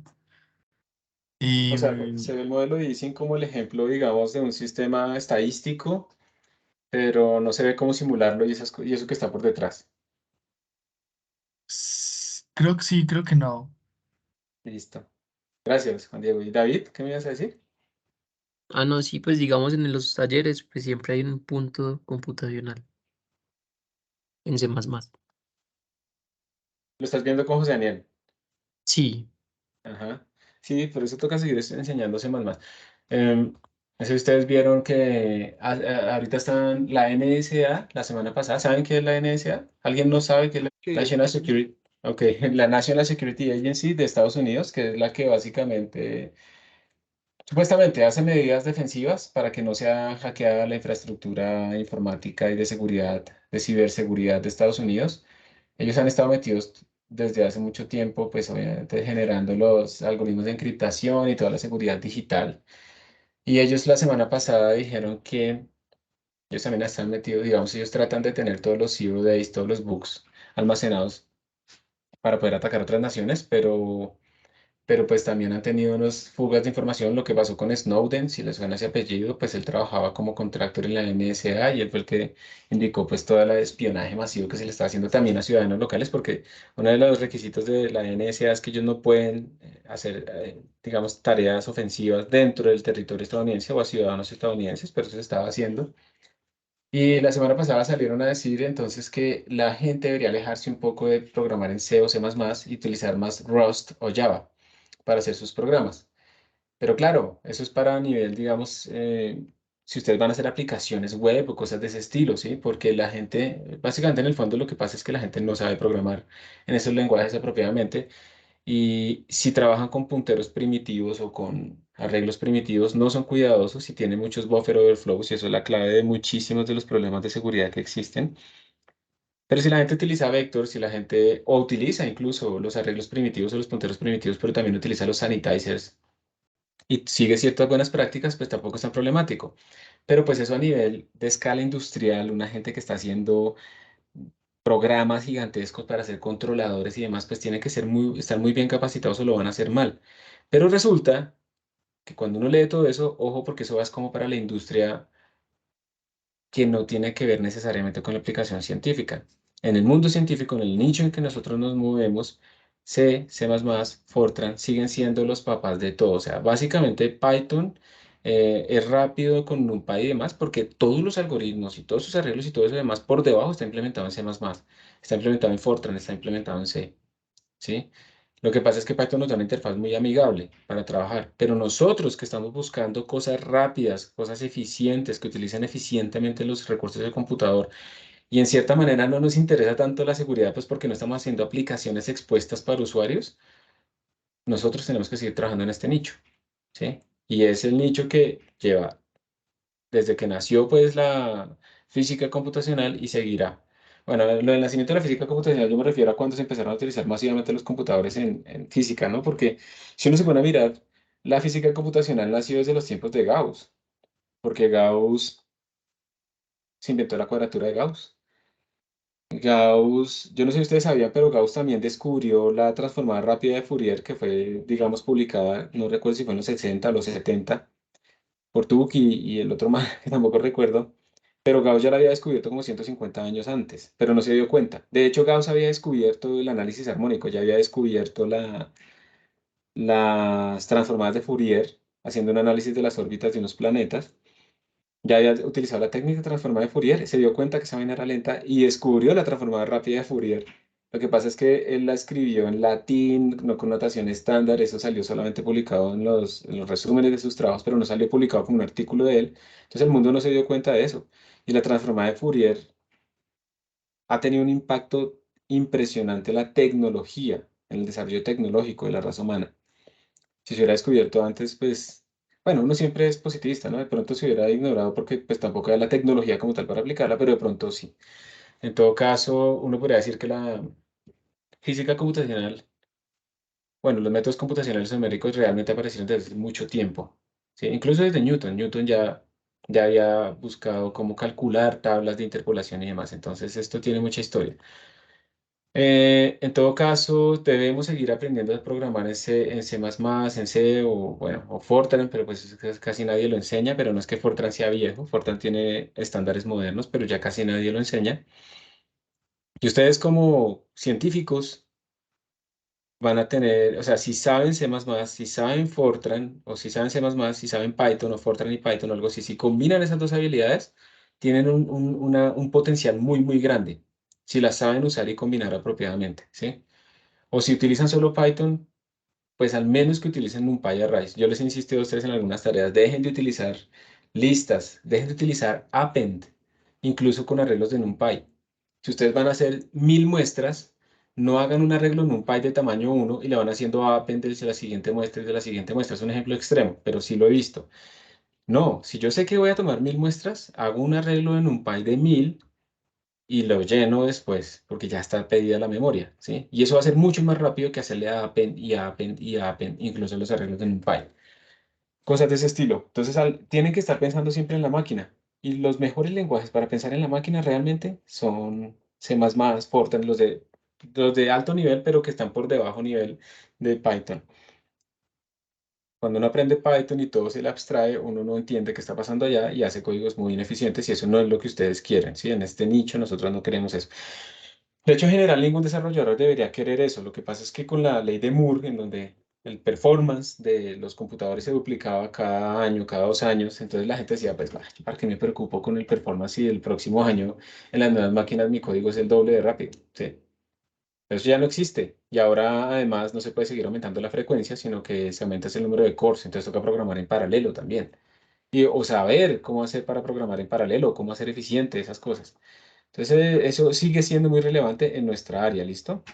Y cuando una persona, lo he visto, una persona, digamos, de física computacional, no sé qué, se quiere pasar a otra área o a data science o se quiere pasar a desarrollo de software o algo así, porque le gustó más, valoran mucho que sepa cómo funcionan las máquinas. Y tiene una lógica, una forma de pensar que le permite adaptarse rápidamente a otros lenguajes y demás. Entonces, bueno, muy bien, gracias por contarme eso. Hay otras simulaciones que uno puede hacer también incluso en mecánica cuántica Y ahí es a donde quería preguntarles. Ustedes en esos cursos también quería preguntarles esto, en esos cursos ¿de qué? De mecánica estadística, ¿han visto un poco cómo se puede transformar la ecuación de Schrödinger en una ecuación de difusión? ¿O han visto algo de cómo calcular las integrales de línea de Feynman, de trayectoria de Feynman? ¿O no han visto? No, profe, todavía Sí, no. igual yo creo que eso se sale un poco a veces de todo lo que hay que ver. Pero, por ejemplo, si ustedes cogen la ecuación de Schrödinger, y esto es una ecuación para los que no son de física, eso es una ecuación que describe la evolución temporal de los estados de un sistema cuántico, pero esa ecuación, digamos que para los matemáticos puede tener cosas raras, ¿no? Porque la ecuación describe algo que se llama la amplitud de probabilidad, pero para calcular probabilidades tengo que sacarle la norma al cuadrado de esa amplitud de probabilidad. Y esa norma al cuadrado es la que representa probabilidades reales que yo puedo medir en el experimento, porque esta función de onda y cuya evolución está descrita por la ecuación de Schrödinger, pues es una función que es compleja. Pero si yo trabajo en tiempo imaginario, la ecuación de Schrödinger resulta que se convierte en una ecuación de difusión, advección. Entonces yo puedo aplicar todos esos métodos que nosotros vimos, digamos, incluso de ecuaciones diferenciales parciales, lo puedo aplicar para la ecuación de Schrödinger en tiempo imaginario. ¿Sí? Lo puedo aplicar allá y lo puedo aplicar también acá para simularlo como un sistema aleatorio. Eso que vimos la clase pasada del caminante borracho, eso es un algoritmo de difusión. Entonces yo lo podré aplicar a resolver la ecuación de Schrödinger. Y también uno cuando ve la formulación, hay varias formulaciones de mecánica cuántica y una de ellas es la integral de trayectoria de Feynman. Cuando uno ve eso, uno puede reformular un sistema en n dimensiones cuántico como un sistema en n más 1 dimensiones clásico de unos osciladores acoplados, donde el potencial de ese resorte que los acopla depende del potencial del sistema cuántico. Y entonces en ese sistema uno también puede hacer un método de Monte Carlo, muestrear con el sistema, por ejemplo, con Metrópolis a un ensamble canónico, y uno puede ver entonces las fluctuaciones y observar y calcular energías promedio de no sé qué, de sistemas cuánticos, ¿sí? Entonces, todo esto tiene muchas aplicaciones. Yo solo les cuento un poquito, como por si acaso quieren aprender un poco más de eso después o verlo, bueno, lo que sea, ahí les quedan, ¿listo? Y pues como les decía, hay otras técnicas de muestreo para ser más eficiente y tratar de no desaparecer, pero minimizar un poco este tipo de problemas. Bien, entonces aquí hay otro ejercicio que ustedes pueden ver. Yo estoy tratando de ponerles de dónde saco sus ejercicios. Estoy en el Boudreau, este también viene en el Boudreau, un libro muy bueno de física computacional. Ahí al principio están los libros que utilicé para hacer este tipo de, esta vaina de aleatorios. Entonces, por si acaso los quieren consultar, y aquí les dicen, mire, esta es la distribución a temperatura T de un gas ideal que está en equilibrio térmico y su distribución de velocidades es esta. ¿Sí? Bueno, yo diría que más bien como de rapidez. Es esta. Y bueno, aquí está la masa como las partículas, es una masa de un sistema único. Y yo no me acuerdo qué es este estado, sinceramente. En todo caso, yo creo que este estado debería ser como la temperatura. Porque aquí hay una relación entre energía cinética, no sé qué. Bueno, no importa. La idea es que esto es una distribución de probabilidad. Y ustedes quisieran generar muestras de acuerdo a esta distribución de probabilidad. Entonces, eso es lo que se les pide acá. Primero que lo hagan no dimensional, o sea que entonces cojan y, por ejemplo, midan la masa en unidades de algo que vuelva todo esto que no tenga dimensiones. Y luego de haber hecho eso, entonces, esto es una función gamma. Entonces, uno puede calcular, digamos, directamente números distribuidos con la función gamma. Eso se puede hacer utilizando SciPy. Pero luego se puede hacer también utilizando simplemente el algoritmo de Metrópolis, ¿sí? Entonces yo genero un nuevo estado de mi sistema y lo acepto solamente con esta probabilidad. Y ahí ustedes van a darse cuenta que uno empieza como a decir, bueno, pero ¿qué quiere decir un nuevo estado? Cambio la velocidad de qué, cómo genero ese nuevo estado, etcétera. ¿Cómo hago para que sea invertible? Y entonces es un ejercicio útil para que ustedes puedan ver cómo aplicar a otra distribución que no sea la canónica esto que estamos diciendo acá, ¿sí? Esa es como la idea. Bueno, entonces ya hemos puesto como nuestro andamiaje, que son las cadenas de Markov, que ya vimos que nos sirven simplemente para generar nuevos estados, y el algoritmo de Metropolis-Hastings, que es el que nos permite a nosotros aceptar nuevos estados de acuerdo a una distribución. Eso es el resumen de lo que hemos visto hasta ahora. Entonces ahora vamos a hablar un poquito de la mecánica estadística. Realmente aquí sí ya no voy a entrar mucho, solo es para contarles algo porque ya vamos a ir al modelo de edición. Entonces, la mecánica estadística es una rama de la física que nos permite a nosotros estudiar sistemas compuestos por muchas partículas, en donde yo no puedo de forma práctica resolver las ecuaciones de evolución de Newton, por ejemplo, para un sistema como un gas ideal. O sea, si uno calcula en un cuarto típico donde ustedes están ahorita, ¿sí? ¿Cuántas partículas tengo yo ahí de ese gas? Esas partículas son del orden del número de Avogadro, estamos hablando de 10 a la 23 partículas en 3 dimensiones, entonces tenemos por cada una de ellas 3 por 10 a la 23 grados de libertad. Bueno, estamos hablando de 10 a la 23 ecuaciones en orden de magnitud que yo debería resolver en cada instante de tiempo que quiero resolver, y eso claramente se me sale de las manos en el sentido de que no voy a poder predecir en muy corto plazo, pues es un sistema completamente sensible a condiciones iniciales, entonces es un sistema caótico, pero al final uno va y mira, y los gases, pues cuando están en condiciones ideales cumplen una ley muy sencilla, PV igual a NKT.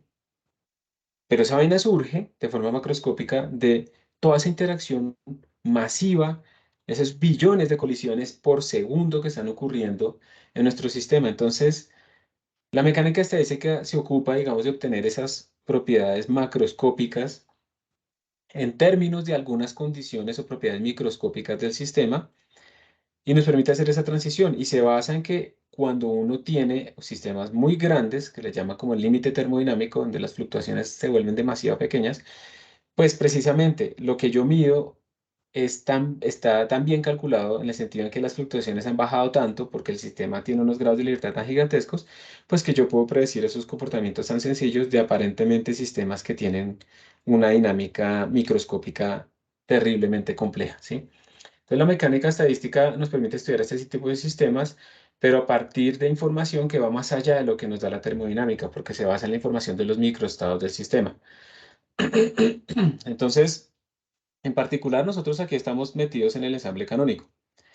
Recuerden que en el ensamble canónico, cuando uno, es que esto tiene muchas cosas y me da miedo meterme más allá, pero el ensamble canónico quiere decir que ustedes tienen como un sistema que tiene la temperatura fija, esto no tiene nada que ver. Ese sistema tiene la temperatura fija, ¿sí? La T es fija, el número de partículas es fijo, no se pueden salir ni entrar, y el volumen es fijo. Pensemos en el modelo de ensambles. El modelo de ensamble quiere decir es que si yo tengo una temperatura fija, eso no quiere decir que que el sistema microscópicamente esté siempre en el mismo estado. Lo que quiere decir es que el sistema microscópicamente tiene varios estados, entonces cada una de estas es una foto, digamos, pueden pensarlo que en el tiempo va hacia la derecha, yo le he estado tomando fotos al sistema, entonces el sistema tiene temperatura fija, el número de partículas fijo, el volumen fijo, pero si yo le tomo la foto y miro internamente y yo, digamos, me concentro en mirar este espincito que está por acá, en qué estado está, hablemos del modelo de Ising otra vez, o un dominio de estos que incluye varios espines, esos estados microscópicos no son iguales. Aunque las mismas condiciones macroscópicas se respeten, esos estados microscópicos pueden estar fluctuando. ¿Listo? Entonces, ¿la idea cuál es?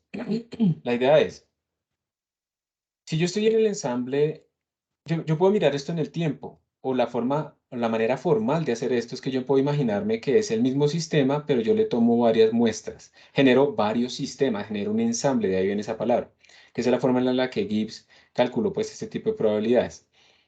Entonces, si yo tengo fija la energía, eso se llama ensamble canónico. Ensamble microcanónico, perdón. Microcanónico.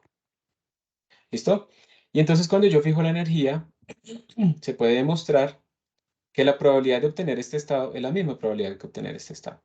Porque la probabilidad está fija, digamos, todo es uniforme, porque la energía es constante.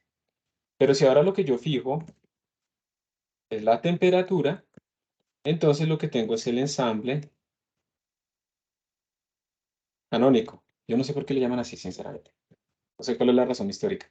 Ese es el ensamble canónico, y en el ensamble canónico entonces la energía fluctúa. No quiere decir que no haya un valor promedio que yo pueda calcular. Existe un valor promedio, pero la energía fluctúa alrededor de ese valor promedio. Y entonces ahí la probabilidad cambia, porque la probabilidad de obtener este estado o de obtener este estado depende de su energía con este factor. Eso es lo que nos dice, eso fue lo que descubrió Gibbs. Y esto es, digamos, la forma en la que uno puede calcular las probabilidades de obtener un estado A. Si su estado tiene mucha energía, la probabilidad de que aparezca es muy baja. Si su estado tiene poca energía, la probabilidad de que aparezca es alta, ¿sí? La energía en general va a estar fluctuando. Entonces, ¿cómo hace uno, si uno ya conoce la distribución de probabilidad, cómo hace uno para calcular el valor promedio de algún observable?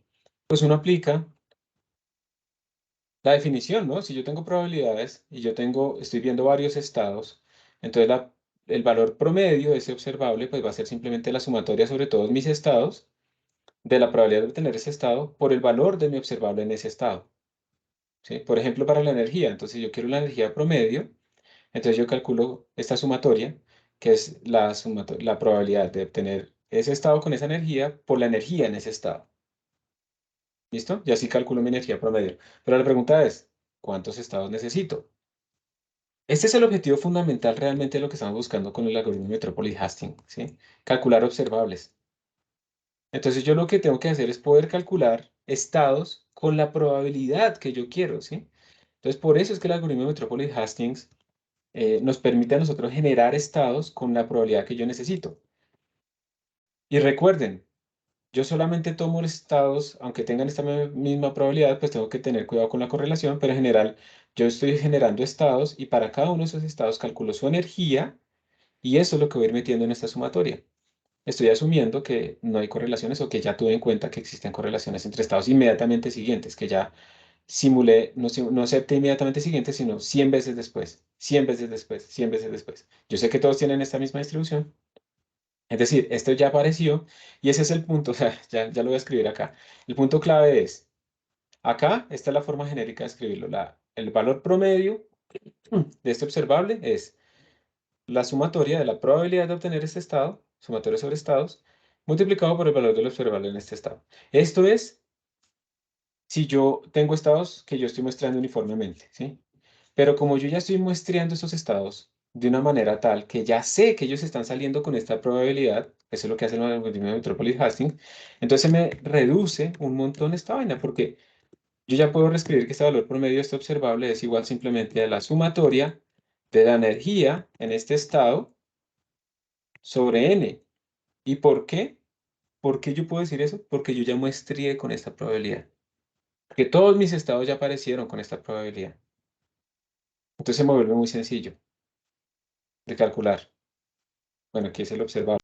Entonces todo ese andamiaje que creamos antes, que fue orientado principalmente a generar estados con cierta distribución, al final nos van a servir un montón para calcular los observables macroscópicos porque como yo estoy generando estados que ya tienen esta distribución, entonces simplemente yo calculo esos valores promedio utilizando una definición tradicional, porque el peso de cada uno de estos estados mu que yo coloqué ya tiene este valor, ya tiene esta probabilidad, ya fue generado con esta forma. ¿Está bien? Entonces, por eso es que, digamos, tenemos que crear todo ese andamiaje previo para poder calcular al final también cosas así de sencillitas. Entonces, está la parte computacional, esto que yo tengo aquí resaltado, esto es lo computacional. ¿Cómo calculo el valor promedio? Lo calculo simplemente de este promedio, pero ojo, es porque estos estados yo los generé con una probabilidad. Ojo, ¿y eso cómo lo hice? Utilizando el algoritmo de Ising, de Metropolit-Hastings. Perdón, el algoritmo de Metropolit. Bien, entonces eso es a lo que le llamamos importance sampling, precisamente. Como yo ya seleccioné mis estados, aquí estaba la ecuación, ya me he dado cuenta. Como yo ya seleccioné mis estados con esta probabilidad, ya les di la importancia a mis estados respecto a la probabilidad que yo espero que ellos sigan. Entonces el valor promedio simplemente pues es un promedio aritmético sin ningún problema. Y acá, teóricamente, pues uno puede demostrar, por ejemplo, que el valor promedio de la energía, pues obviamente aquí tengo que poner una E. Esto está súper mal escrito. Esperen, lo corrijo. Aquí sería E, y aquí sería, vamos a poner este frac aquí afuera, y aquí le vamos a poner E sub mu. Listo, ahora sí. Entonces aquí lo que tengo es el valor promedio de la energía, sería la sumatoria sobre todos los estados, ojo, sobre todos los estados. Entonces claramente esto dice es, yo tengo que hacer una buena muestra, ¿no? Yo no puedo sacar todos estados y ya. Así estén seleccionados con la probabilidad que yo quiero, ¿sí? No, tengo que sacar muchos estados. Y teóricamente, si ustedes reemplazan la probabilidad que en el ensamble canónico, pues es esta que tenemos arriba. Entonces yo lo reemplazo y observen que si ustedes cogieran y derivaran esta cosa respecto a beta, les va a salir este de sub U aquí abajo. Entonces uno al final puede demostrar que este valor promedio de la energía es menos derivada del logaritmo de la función de partición con respecto a beta. O sea que la función de partición empieza a tener una relevancia más grande de lo que uno se puede imaginar. No es simplemente un factor de normalización, sino que básicamente si yo lograra calcular la función de partición, tendría resuelto mi problema. Porque a partir de derivadas parciales, yo puedo calcular el valor de casi cualquier observable realmente acá, porque en el hamiltoniano yo puedo empezar a meter otros términos que se llaman variables conjugadas. Entonces meto, digamos, que la magnetización depende del campo magnético externo. Entonces, si yo derivo respecto al campo magnético externo, me da la magnetización promedio y cosas de ese estilo. Entonces, realmente la función de partición tiene mucha información, pero calcularla es muy jodido, porque yo tengo que sumar o integrar sobre todos los estados. Y las probabilidades, ¿no? La función de partición es sumar sobre todos los mu esto. Entonces, este factor, E a la menos beta E sub mu.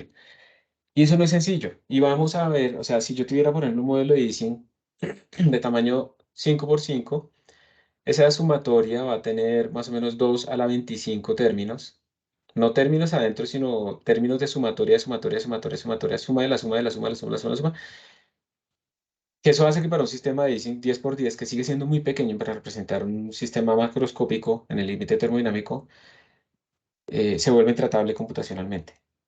Entonces, por eso es que uno tiene que hacer todo este rollo, ¿sí? Tiene que mostrar con cierta distribución y no sé qué, y no sé qué, no sé qué, porque casi nunca se puede calcular la función de partición. Es muy complicado. Si se logra, pues ya, resolvieron el problema. Pueden calcular hasta las transiciones de fase. Todo lo que quieran se puede calcular si ustedes obtienen la función de partición. La capacidad, el calor específico, que se define en termodinámica como la derivada de la energía respecto al tiempo, también se puede calcular en función de la función de partición o en términos de las fluctuaciones. ¿Esto es por qué lo estoy colocando? Porque en el modelo de Ising nosotros vamos a calcular la energía promedio, vamos a calcular la capacidad, el calor específico y vamos a darnos cuenta, por ejemplo, que el calor específico en el modelo de Ising dos-dimensional tiene una transición de fase, diverge en cierta temperatura. Por eso es que es tan importante, es un ejemplo paradigmático, digamos, de esto de las transiciones de fase y demás. Uno también puede calcular la entropía y puede calcular un montón de cosas, ¿sí? Magnetizaciones y otros valores que vamos a ver más adelante, pero pues todo se puede calcular a partir de la función de partición.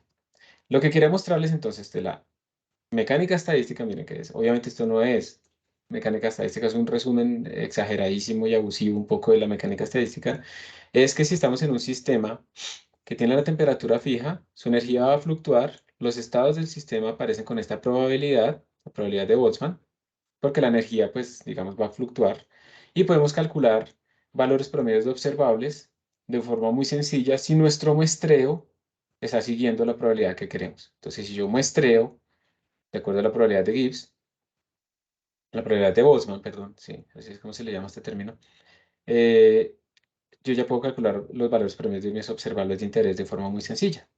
Y de todas maneras, en los casos que se pueda, si puedo calcular la función de partición, pues también ahí tengo metida toda mi información. Y eso es todo. Uf, preguntas. ¿Están completamente confundidos? O más o menos confundidos. Se quedan callados porque están muy confundidos, creo yo, ¿no? Entonces, sí, o sea, es normal. Yo les dije, vamos a ver muchas cosas. Gracias, Juan José. Vamos a ver muchas cosas y uno no los va a asimilar todas. Pero entonces, en resumen, digamos que podríamos hablar lo siguiente, en resumen. Nosotros tenemos varias cosas. Al final lo que tenemos es, yo quiero simular un sistema que tiene fluctuaciones térmicas, por ejemplo, en su energía, ¿sí? Eso hace que entonces yo tenga que generar estados con cierta probabilidad, estados representativos de este sistema con cierta probabilidad, que es la probabilidad de Boltzmann. Si yo logro generar estados con la probabilidad de Boltzmann, entonces yo puedo calcular fácilmente el valor promedio, digamos, de mi energía, ¿sí? ¿Cómo los puedo calcular? Simplemente como la sumatoria de la energía en ese estado muésimo dividido entre el número de muestras que tuve. Pero ojo, Estos estados, ¿cómo así que yo estoy calculando como si todos fueran igualmente probables, siendo que deberían estar muestrados con la probabilidad de Boltzmann? Entonces aquí es donde aparece el algoritmo de Metropolis-Hastings. Entonces el algoritmo de Metropolis-Hastings lo que me está diciendo a mí, usted va a generar muestras con cierta probabilidad, ¿sí? ¿Cuál probabilidad? ¿Cuál es esa cierta probabilidad? Pues la probabilidad de Boltzmann en este ejemplo.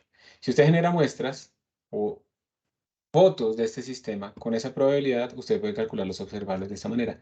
Y entonces, ¿cómo se hace para generar muestras con cierta probabilidad? ¿Sí? ¿Cómo se hace esto? Entonces, ahí utilizamos el algoritmo de Metropolis-Hastings. ¿Listo? ¿Y ese algoritmo de Metropolis-Hastings qué es? Tengo dos cosas. Prob de generar la muestra, una muestra nueva, a partir de la actual. Esto es una cadena de Markov. ¿Listo? Y la otra, prob de aceptar la nueva muestra con probabilidad a priori conocida, que en este caso, digamos, sería el de Boltzmann. Entonces, el algoritmo de Metropolis-Hastings me permite generar muestras nuevas y aceptar esas muestras solamente de acuerdo a cierta distribución de probabilidad. Y si eso lo logro, puedo calcular los observables de mi sistema termodinámico. Y si este sistema que yo utilizo es muy pequeño, pues yo no voy a ver como las características de ese sistema macroscópico gigante. Pero yo sí puedo, por ejemplo, empezar a hacerlo cada vez más grande y más grande y más grande mi sistema, digamos, computacional, y vamos a observar que efectivamente uno puede incluso extrapolar con algo que se llama escalamiento finito y otras cosas así. ¿Listo? Esa es como la idea de lo de hoy. Entonces yo le mostré cómo sería el algoritmo de Metropolis-Hastings, eh, le mostré, digamos, esto de la probabilidad de Boltzmann y por qué, digamos, yo tendría que pesar mis algoritmos ¿utilizando qué? Utilizando esta probabilidad, pues porque estamos en el ensamble canónico. Y entonces, ¿por qué después para calcular los valores promedio? Pues simplemente lo puedo hacer de una forma aritmética. ¿Sí? Espero que eso sirva un poco como resumen. ¿Hay alguna pregunta? ¿Ninguna? ¿Listo?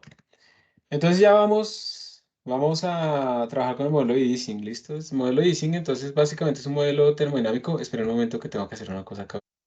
Listo. Bueno, entonces el modelo de Ising se utiliza para modelar inicialmente sistemas, digamos, magnéticos. Y entonces, en un sistema magnético lo que importa son como unos dominios. Microscópicamente uno puede tener algo llamado el spin, que tiene que ver pues, con la respuesta magnética del sistema. Y lo que se hace, digamos, en la forma más sencilla es simplemente orientarlo hacia arriba o hacia abajo. Entonces, cuando uno tiene baja temperatura, como les decía, todo está hacia arriba. Cuando tiene una alta temperatura, pues no todos están hacia arriba. Cuando estamos en 2D se forman ciertos dominios en el sistema, entonces uno tiene como dominios magnetizados, por ejemplo, todo este dominio está hacia abajo, esta parte está hacia arriba. Si uno pone un campo magnético, el campo magnético tiende a orientar esos espines en la misma dirección, si el sistema es ferromagnético, pero la temperatura hace que estas cosas fluctúen, ¿sí? Estas cosas fluctúen, entonces lo que se busca en el modelo de Ising es decir, bueno, si yo estoy aquí, ¿cómo me afectan mis vecinos? De acuerdo a la temperatura en la que yo estoy y si hay campo magnético externo. Entonces, Ising en 1925 pues resolvió este sistema en una dimensión. En dos dimensiones las soluciones vinieron muchísimo después, es mucho más complicado, pero existe solución teórica en tres dimensiones hasta donde se no ha aparecido solución teórica de cómo es la función de partición, cómo se comporta la magnetización, cómo se comporta la energía en función de la temperatura. Pero este modelo de Ising en 2D es muy útil porque tiene también las transiciones de fase metidas por ahí. Pero básicamente el punto es una malla, una grilla, en donde el estado del sistema en cada punto de la grilla pues es hacia arriba o hacia abajo. Obviamente se hay generalizaciones a que sea en forma de ángulos y demás, pero eso es todo, ¿sí? Si yo caliento de esto, si yo le pongo alta temperatura, pues las magnetizaciones se pierden, como pasa en los imanes normales, ¿no? También, como pasa en los discos duros viejos, no de estado sólido, sino antiguos, que giran, que todavía los venden. Esos son básicamente pequeños dominios magnéticos que están hacia arriba, hacia abajo, y si uno les pasa un imán, entonces esos todos quedan apuntando para un lado, eso quiere decir que uno borró lo que había ahí, ¿cierto? O si uno los calienta. Entonces uno quiere volver a empezar, porque sí, entonces uno lo mete en el horno microondas y estalla toda esa vaina. Pero pues si uno no quiere borrar la tesis, pues no hacer caso a sus computadores a imanes o calentarlos demasiado. Entonces, en este modelo de Ising, estos modelos los estudia uno en términos de algo llamado el Hamiltoniano, que es el que mide como la energía, y aquí está la expresión. Esta cosa que tenemos acá es la interacción entre yo y mis vecinos. Y en el modelo de Ising es muy importante que ustedes tengan claro que los vecinos, es la primera forma de modelación, se llama los vecinos cercanos, es que si yo estoy hablando, ay, creo que acá hay cosita. Si yo estoy hablando, por ejemplo, esperen a ver, voy a abrir esto. Sí, podía hacer esto. Sí. Si yo tengo esto así, no tengo nada de resolución ahí. Entonces, si yo tomo, por ejemplo, este pequeño espincito, cuando yo hable de la interacción con mi sistema, pues en una dimensión va a ser los que están a la derecha y a la izquierda. Listo. Cuando yo hable en dos dimensiones son los que están a la derecha y a la izquierda y los que están arriba y abajo. No voy a tomar los de las diagonales. La primera vecindad, a esto se le llama la primera vecindad, es así en cruz. Y pues en tres dimensiones, entonces izquierda, derecha, arriba, abajo y atrás y adelante, ¿sí? Siempre en esta dirección. Entonces, en ese término que está ahí, en ese hamiltoniano, yo lo que estoy diciendo es que hay un término en donde sumo para cada spin sobre sus vecinos. Entonces, para este spin sobre sus vecinos, para este spin sobre sus vecinos. Y si el material, digamos, si esta J es positiva, entonces esta energía es más pequeña cuando los dos spines tienden a estar en la misma dirección, ¿cierto? Porque esto sería positivo, más uno, menos uno por menos uno, y entonces esto sería negativo. En cambio, si estuvieran en direcciones contrarias, esto sería negativo, esto sería positivo y tendría mayor energía. Entonces la menor energía es cuando están alineados. Y hay otro término que tiene que ver con el campo magnético externo. Esto tiene que ver con el campo magnético externo y entonces también de nuevo, aquí lo que estamos diciendo, cuando se mete este término, la interpretación es que si los espines se alinean con el campo magnético, entonces la energía disminuye. Y eso pues estamos suponiendo, digamos, que es un sistema que le gusta el magnetismo, un sistema ferromagnético. Esto ya tiene toda la dinámica del sistema, ¿sí? O sea, los términos que ustedes meten en el hamiltoniano son los que dominan cómo se va a comportar el sistema, cómo va a responder a interacciones externas o localmente también a la temperatura. Esta parte está dominada por la temperatura. Si quitamos el B igual a 0, si no le ponemos campo, incluso ahí por la temperatura vamos a tener transiciones de fase. Bien, entonces esto es imposible de calcular la función de partición de este tipo de sistemas. Aquí es 2 a la 25, esto está mal escrito. No es 2 a la 2 a la 5, sino 2 a la 25. E incluso para sistemas pequeños se vuelve demasiado engorroso calcular absolutamente todos los posibles estados, por eso toca hacer muestreo. Y algunas de las cosas que uno quiere medir en el modelo de Ising, pues son la energía promedio del sistema, o sea, este H, que es la energía, pues cuánto es la energía promedio en función de la temperatura, por ejemplo, o del campo magnético, o de ambos. Uno quiere medir la magnetización, que es básicamente sumar todos los espines que van hacia arriba o hacia abajo y sacarle valor absoluto a eso. Entonces eso me dice qué tan ordenados están, entonces qué tan magnético está mi sistema. O la susceptibilidad, que es cómo responde mi sistema a campos magnéticos. Uno lo puede ver así, que se puede calcular también como las fluctuaciones. Observen, recuerden, no sé si se acuerdan que por acá tenemos que la energía, la capacidad, perdón, el calor específico tenía que ver con las fluctuaciones en la energía. De la misma manera, la susceptibilidad magnética tiene que ver con las fluctuaciones en la magnetización, en esta M.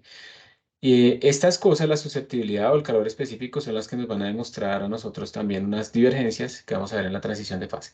Entonces, la idea es que este sistema tiene una transición de fase, que eso ya vamos a ver qué significa de forma general. Incluso cuando B es igual a 0, existe una temperatura crítica, es una temperatura a partir de la cual tenemos transición de fase. Y transición de fase quiere decir acá, por ejemplo, que en la capacidad calorífica vamos a tener una divergencia, que en la susceptibilidad magnética vamos a tener una divergencia para esa temperatura, ¿sí?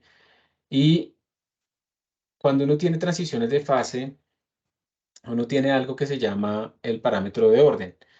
Y ese parámetro de orden básicamente nos dice a nosotros, no quiero afirmar algo acá, pero nos podría indicar, para lo menos en este caso, que hay un rompimiento de simetría, que antes de un valor, digamos, de temperatura crítica, ese parámetro de orden es diferente de 0 y después es igual a 0. Cuando yo tengo una temperatura muy alta, yo tengo un sistema que es, podríamos decirlo, completamente aleatorio, completamente simétrico, porque no hay dirección preferencial.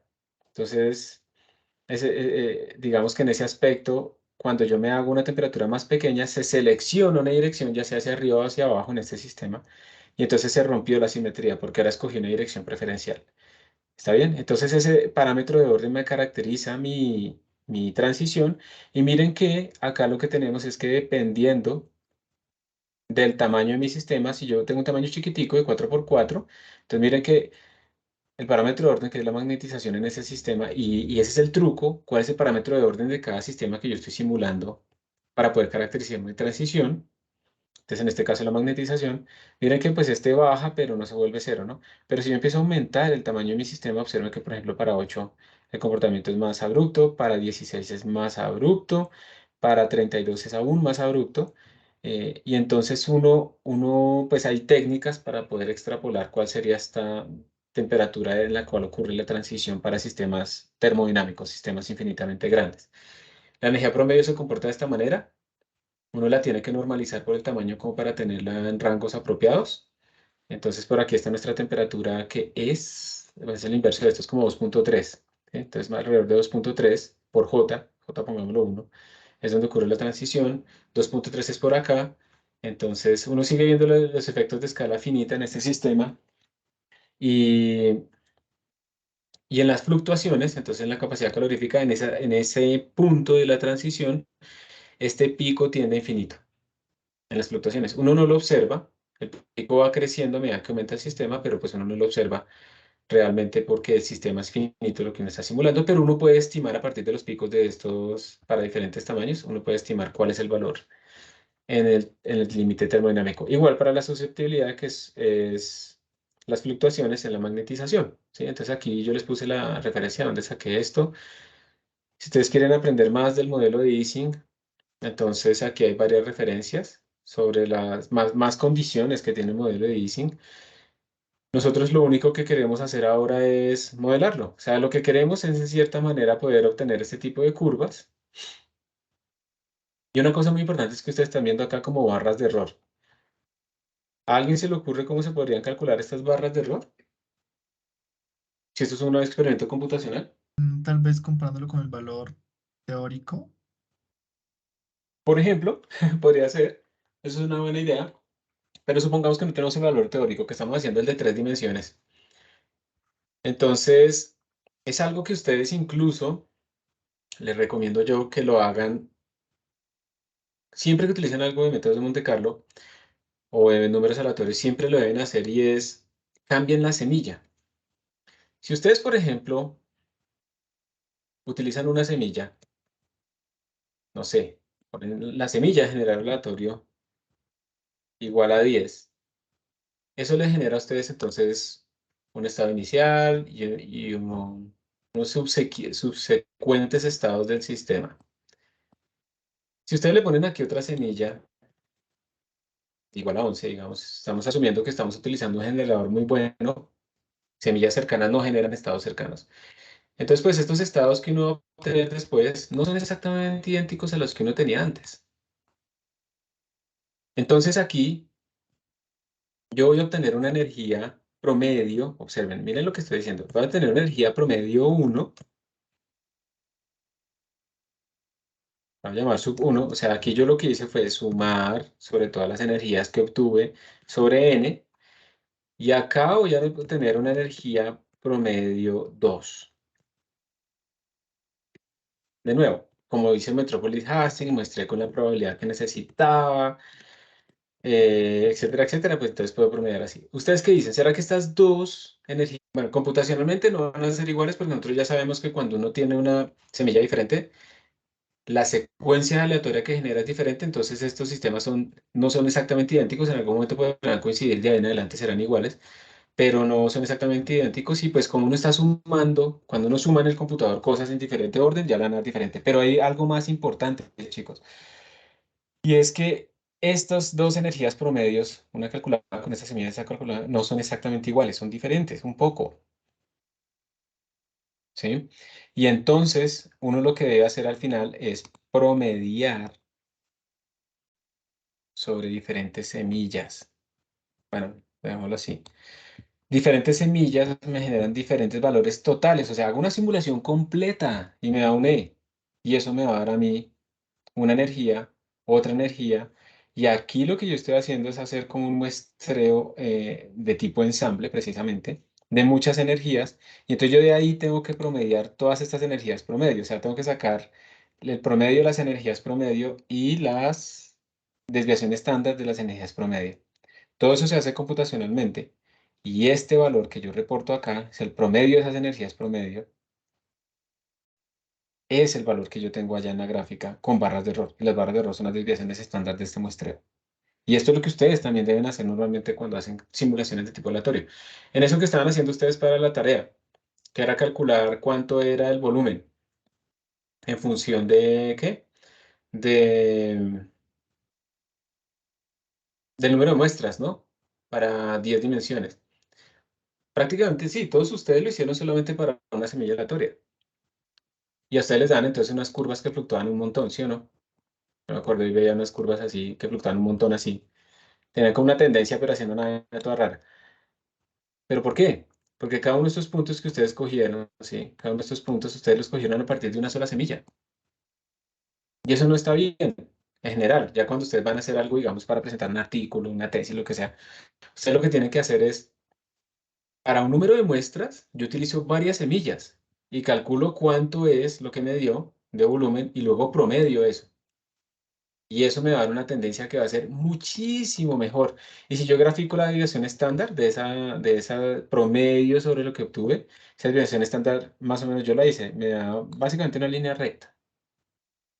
Pero se comporta así de bonito porque entre más semillas yo pruebo, entre más repeticiones hago. O sea, esta vaina es muy masiva, computacionalmente es muy masivo. Lo que pasa es que yo puedo hacer esto en paralelo. Entonces yo puedo coger, por ejemplo, yo puedo hacer la simulación de semilla 10 completamente independiente de la semilla 11. Eso lo puedo hacer completamente independiente al mismo tiempo. Si tengo un computador con 10 cores, puedo hacer 10 simulaciones al mismo tiempo. Cada simulación me imprime a mí estos datos dentro de un archivo, lo que sea, y luego yo postproceso esos datos para sacar mi valor final. Esa es la idea también cuando uno empieza a pensar en paralelo. Es una de las ideas, digamos, de pronto de lo que se busca que aprendan en la electiva de computación de alto rendimiento. Hay que meterles como más ejemplos físicos. Pero esa es como la idea, que ustedes puedan hacer este tipo de cosas en estos muestreos aleatorios, ¿sí? Porque es que toca hacerlo. Y va a ser muy lento si ustedes hacen para semilla 10 luego semilla 11 luego semilla 12. Eso es muy, muy lento. Sobre todo en este mundo ahora que nosotros tenemos tantos cores. Y así esas fluctuaciones cambian un montón, se vuelven mucho más razonables y ustedes pueden hacer como un experimento real y obtener barras de error. Y esas barras de error, por ejemplo, aquí nos están indicando que el muestreo en esta zona fue mucho más complicado, ¿cierto? Que el muestreo por acá. Miren que las barras de error son mucho más grandes cerca de la temperatura crítica, precisamente, porque ahí el sistema entra en una dinámica muy complicada. Entonces aquí, por ejemplo, miren esa barra tan gigantesca. Y uno cuando hace ajustes sobre estos datos, pues tiene que tener en cuenta esas barras de error para que los ajustes tengan en cuenta eso y entonces no le den tanto peso a esos valores con barras de error tan grandes y demás.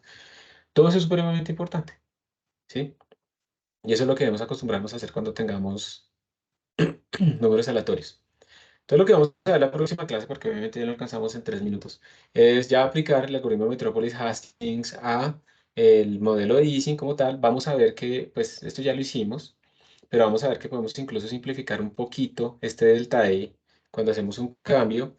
Vamos a hacer la simulación. En la simulación pues vamos a tomar un sistema n por n, pero lo vamos a poner periódico en x y en y. O sea que esto tiene una geometría toroidal. Lo que necesitamos, vamos a discutirlo, es que necesitamos y ustedes van a implementar básicamente esas funciones, ¿sí? Que van a calcular muchas cosas y vamos a hacer esa simulación y vamos a ver unas cosas interesantes. Mm, Pues vamos a ver un poquito el sistema y vamos a ver la energía, la transición y cosas así y ya a ustedes les va a quedar como material para que sigan jugando después con más tamaños. Aquí surgen otros temas extras, ¿sí? O sea, aquí estamos entrando como a un área gigantesca que no vamos a poder trabajarla nosotros completo. Pero bueno, entonces el lunes vamos a jugar un poquito con este sistema, ¿está bien? Yo creo que les voy a poner como ejercicio de pronto, no, mentira, vamos a mirar, pero algo sencillito para que ustedes vayan preparándose y no se vayan a olvidar de todo lo que hicimos hoy, porque es que esta carreta usted la van a olvidar en media hora, ¿sí? Porque no la van a usar. Y es súper importante que la tengan fresca para el lunes. Entonces yo ahí les pondré algo muy, muy sencillito. Simplemente, déjenme, yo les digo, algo que no les quite más de media hora, pero que ustedes puedan recordar lo que se hizo hoy. Y eso es todo. Espero entonces que les haya quedado como más o menos la idea de lo que queríamos hacer el día de hoy, ¿sí? Por qué el Metropolis Hashing es importante, hacia dónde es que vamos, para qué nos sirve, por qué tenemos que generar las muestras de esta manera, por qué tenemos que aceptarlas de esta manera, qué ventajas tiene, que es al final cómo calculo los observables y ese tipo de cosas. Muchas gracias por su atención. ¿Preguntas? Ya se abrió la evaluación docente, ¿no? Por si acaso creo que eso es importante para sus inscripciones y demás. Aunque he visto que algunos dicen que tienen errores al tratar de hacerla, pero no sé, repórtenlo, ¿no? Y bueno, hasta pronto. Profe, perdón, yo tengo una pregunta, pero con respecto al proyecto final. Pero si es muy corta, sí, porque tengo una reunión ya mismo. Si no, pues dime cuándo Eh, tienes tiempo y podríamos reunirnos hoy a las 2, 2:30, algo así. sí, me parece bien. Yo te escribo. Listo, listo. Creo que tengo un estudiante, un grupo a las 2, entonces podría ser a las 2:20. Pero me escribes si tienes, dame la disponibilidad. ¿Listo? Listo, profe. Profe, al fin una Listos. pregunta cortica de eso. ¿Se puede hacer video o solo presentación? Eh, Cualquiera de las dos, digamos, la idea es que ustedes van a hacer la sustentación y entonces pues va a ser virtual y no hay más. Y pues ya. Si ustedes quieren como evitar que ese día tengan problemas de conexión y entonces no, es que no me puedo conectar, entonces no puedo exponer mi parte, no sé qué, eso les va a afectar. Entonces es mejor tener un video.